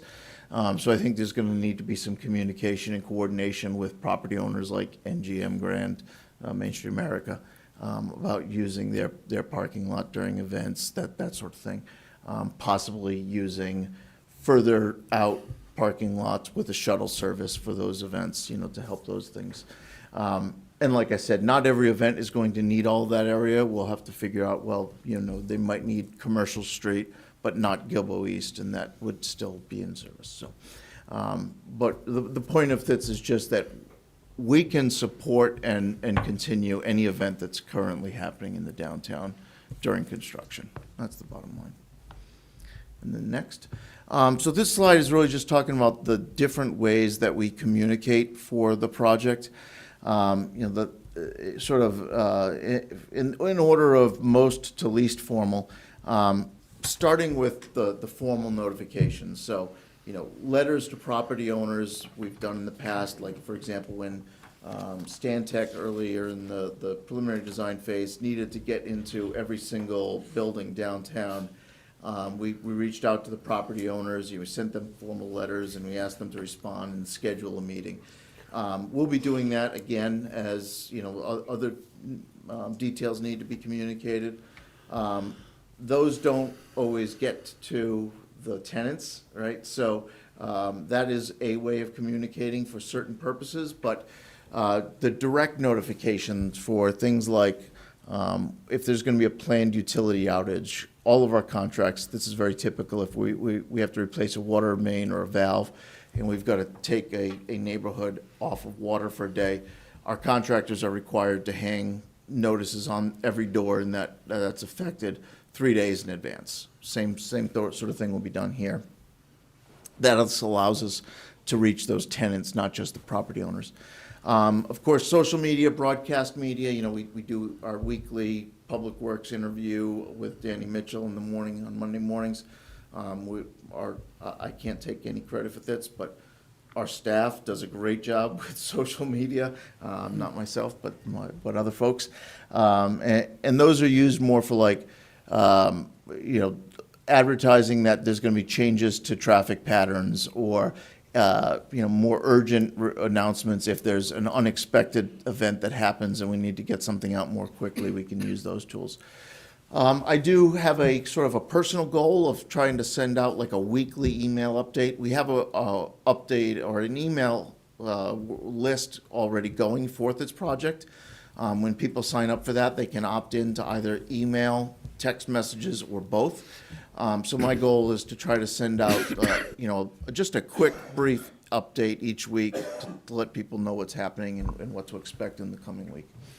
VMBs are used a lot. Those are the variable message boards. They're used throughout the downtown to advertise upcoming events. Again, we'd be using those for planned changes in traffic patterns, major events, that sort of thing that we want people to know about well in advance. The project webpage, of course, we've been using right along. We update it periodically with presentations like tonight, and that's going to be an ongoing thing. And then the last one is, I put tender there. We are right now working with the New Hampshire Department of Safety to get access to their emergency push notification system. We haven't gone through the training yet, so I don't know what the rules are around emergency versus non-emergency traffic and what we're allowed to use it for and what we're not. But the hope is that some of these announcements can be used through that. The advantage of that is that we can make those very targeted. We can target just the people who have cell phones or landlines within the project area, for example. But that's still kind of up in the air. And I think that's it. You got to the end. Thank Okay. you. Chuck, you had a question? I've been sitting there trying to figure out how to make this a question, but I sat through the very first meeting that Stantec did to this is your last public presentation, or are there more to come? Oh, there'll be so much more. So much more. The outreach for this project has been incredible. The avenues that have been taken, the effort on staff, Stantec itself. I mean, we were talking about the color of trash cans and types and all this stuff. And I just want to say, please don't put a future council through this. You guys have done this. You've done the heavy lifting now, practically. Let's move this to next year and let's get it done. That's all I'm asking for. Thank you very much. That's why I was here for 3.5 hours. Oh, good. Well, we're almost done. We're not done. Counselor. Thank you, and thanks to Stantec for the overall presentation tonight, and thanks to the Public Works Director for not only can't believe it was earlier tonight, what feels like much longer ago, but earlier tonight and for this. I guess a question that I have, because this all sounds great from a logistics standpoint, from a communication standpoint, from the actual kind of mechanics of going through the construction and notifying the businesses. And I really like the idea of the ombudsman as kind of a neutral mediator for any conflicts or even any questions that come up, right? I don't know whose responsibility this would be or where exactly this would fall, but one thing that strikes me as something that's potentially really useful for businesses is if we could put together as a city some kind of easily accessible directory or group of external resources that may be really helpful. So one that comes to mind is, you know, the Small Business Development Corporation, SBA, SBDC, right? I'll just run out of the UNH office. And so all these things that can help with financial planning, because I know that I've heard that as a concern, as well as, you know, connecting with maybe some more local resources. And I don't know what that looks like exactly, but I think that we have the actual logistics piece down really well. I just wonder if we could better connect or better make businesses aware of some of the resources that are right here in the state. So, Mr. Chair, if I may address that, one of those external resources is actually coming up next month. The Hannah Grimes Center has teamed with Radically Rural to put on a presentation. They'll be hosting that next month, and it's all about you know, surviving projects like this for your downtown. I know staff is going to be interested in that. We've also talked about trying to get together with that group and having more of a one-on-one discussion with them. Councilor Haas, you had something?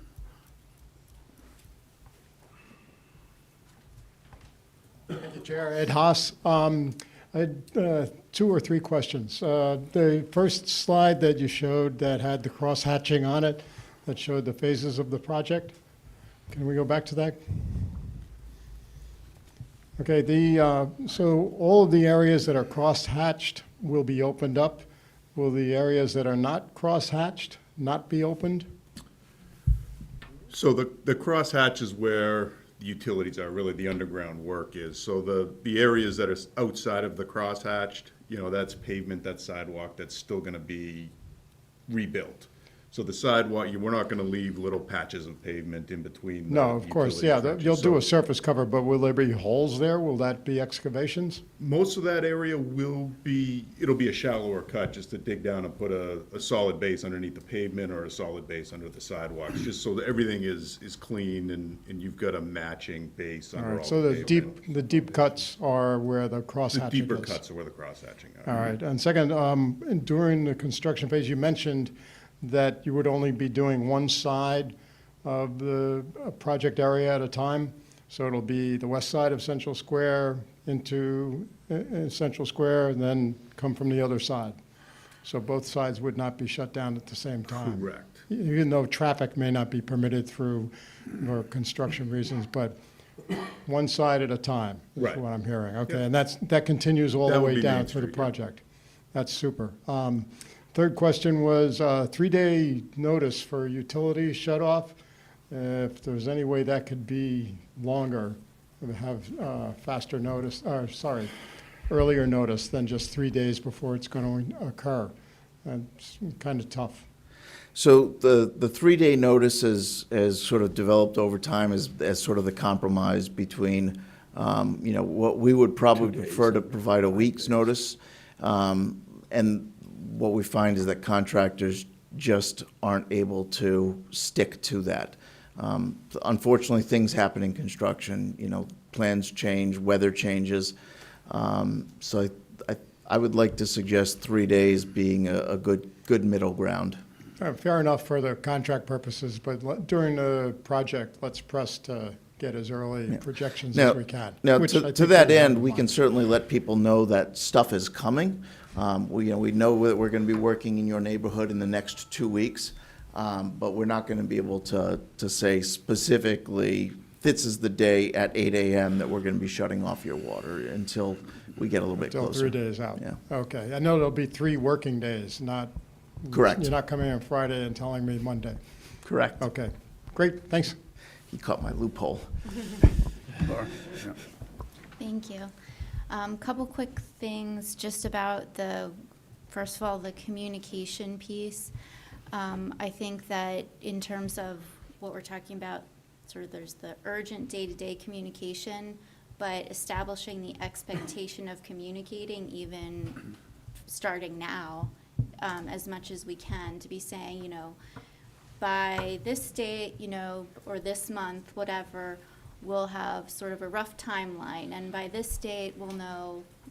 So sort of just establishing expectations, because without doing that, people sort of just keep wondering and they ask questions, and it's a source of anxiety. I think it would be great if we could make sure that we communicate with the farmers market and any other groups that are downtown but don't actually have like a physical location where they are 7 days a week, 5 days a week, whatever. And then in terms of the construction phasing, I know that some plans have an invasive species management part in there, and I would love to see that incorporated in there as well. Just making sure that how any species found, how they're disposed of and not transferred. Yeah. Anything else? Silence, good. Crickets. Okay, before I thank everyone, I just want to urge any members of the public that are still awake and listening to us, or at least the media might carry this, any resident or business owner or what have you that has an idea or a suggestion, there are 5 MSFI members, city manager, public works director, even the city attorney. You know, bring in the suggestions. We are open for ideas. I've heard some really creative stuff, and you know, just tell us, and we'll carry it forward. It is a partnership between the consultant, the contractors, the public works, the city manager.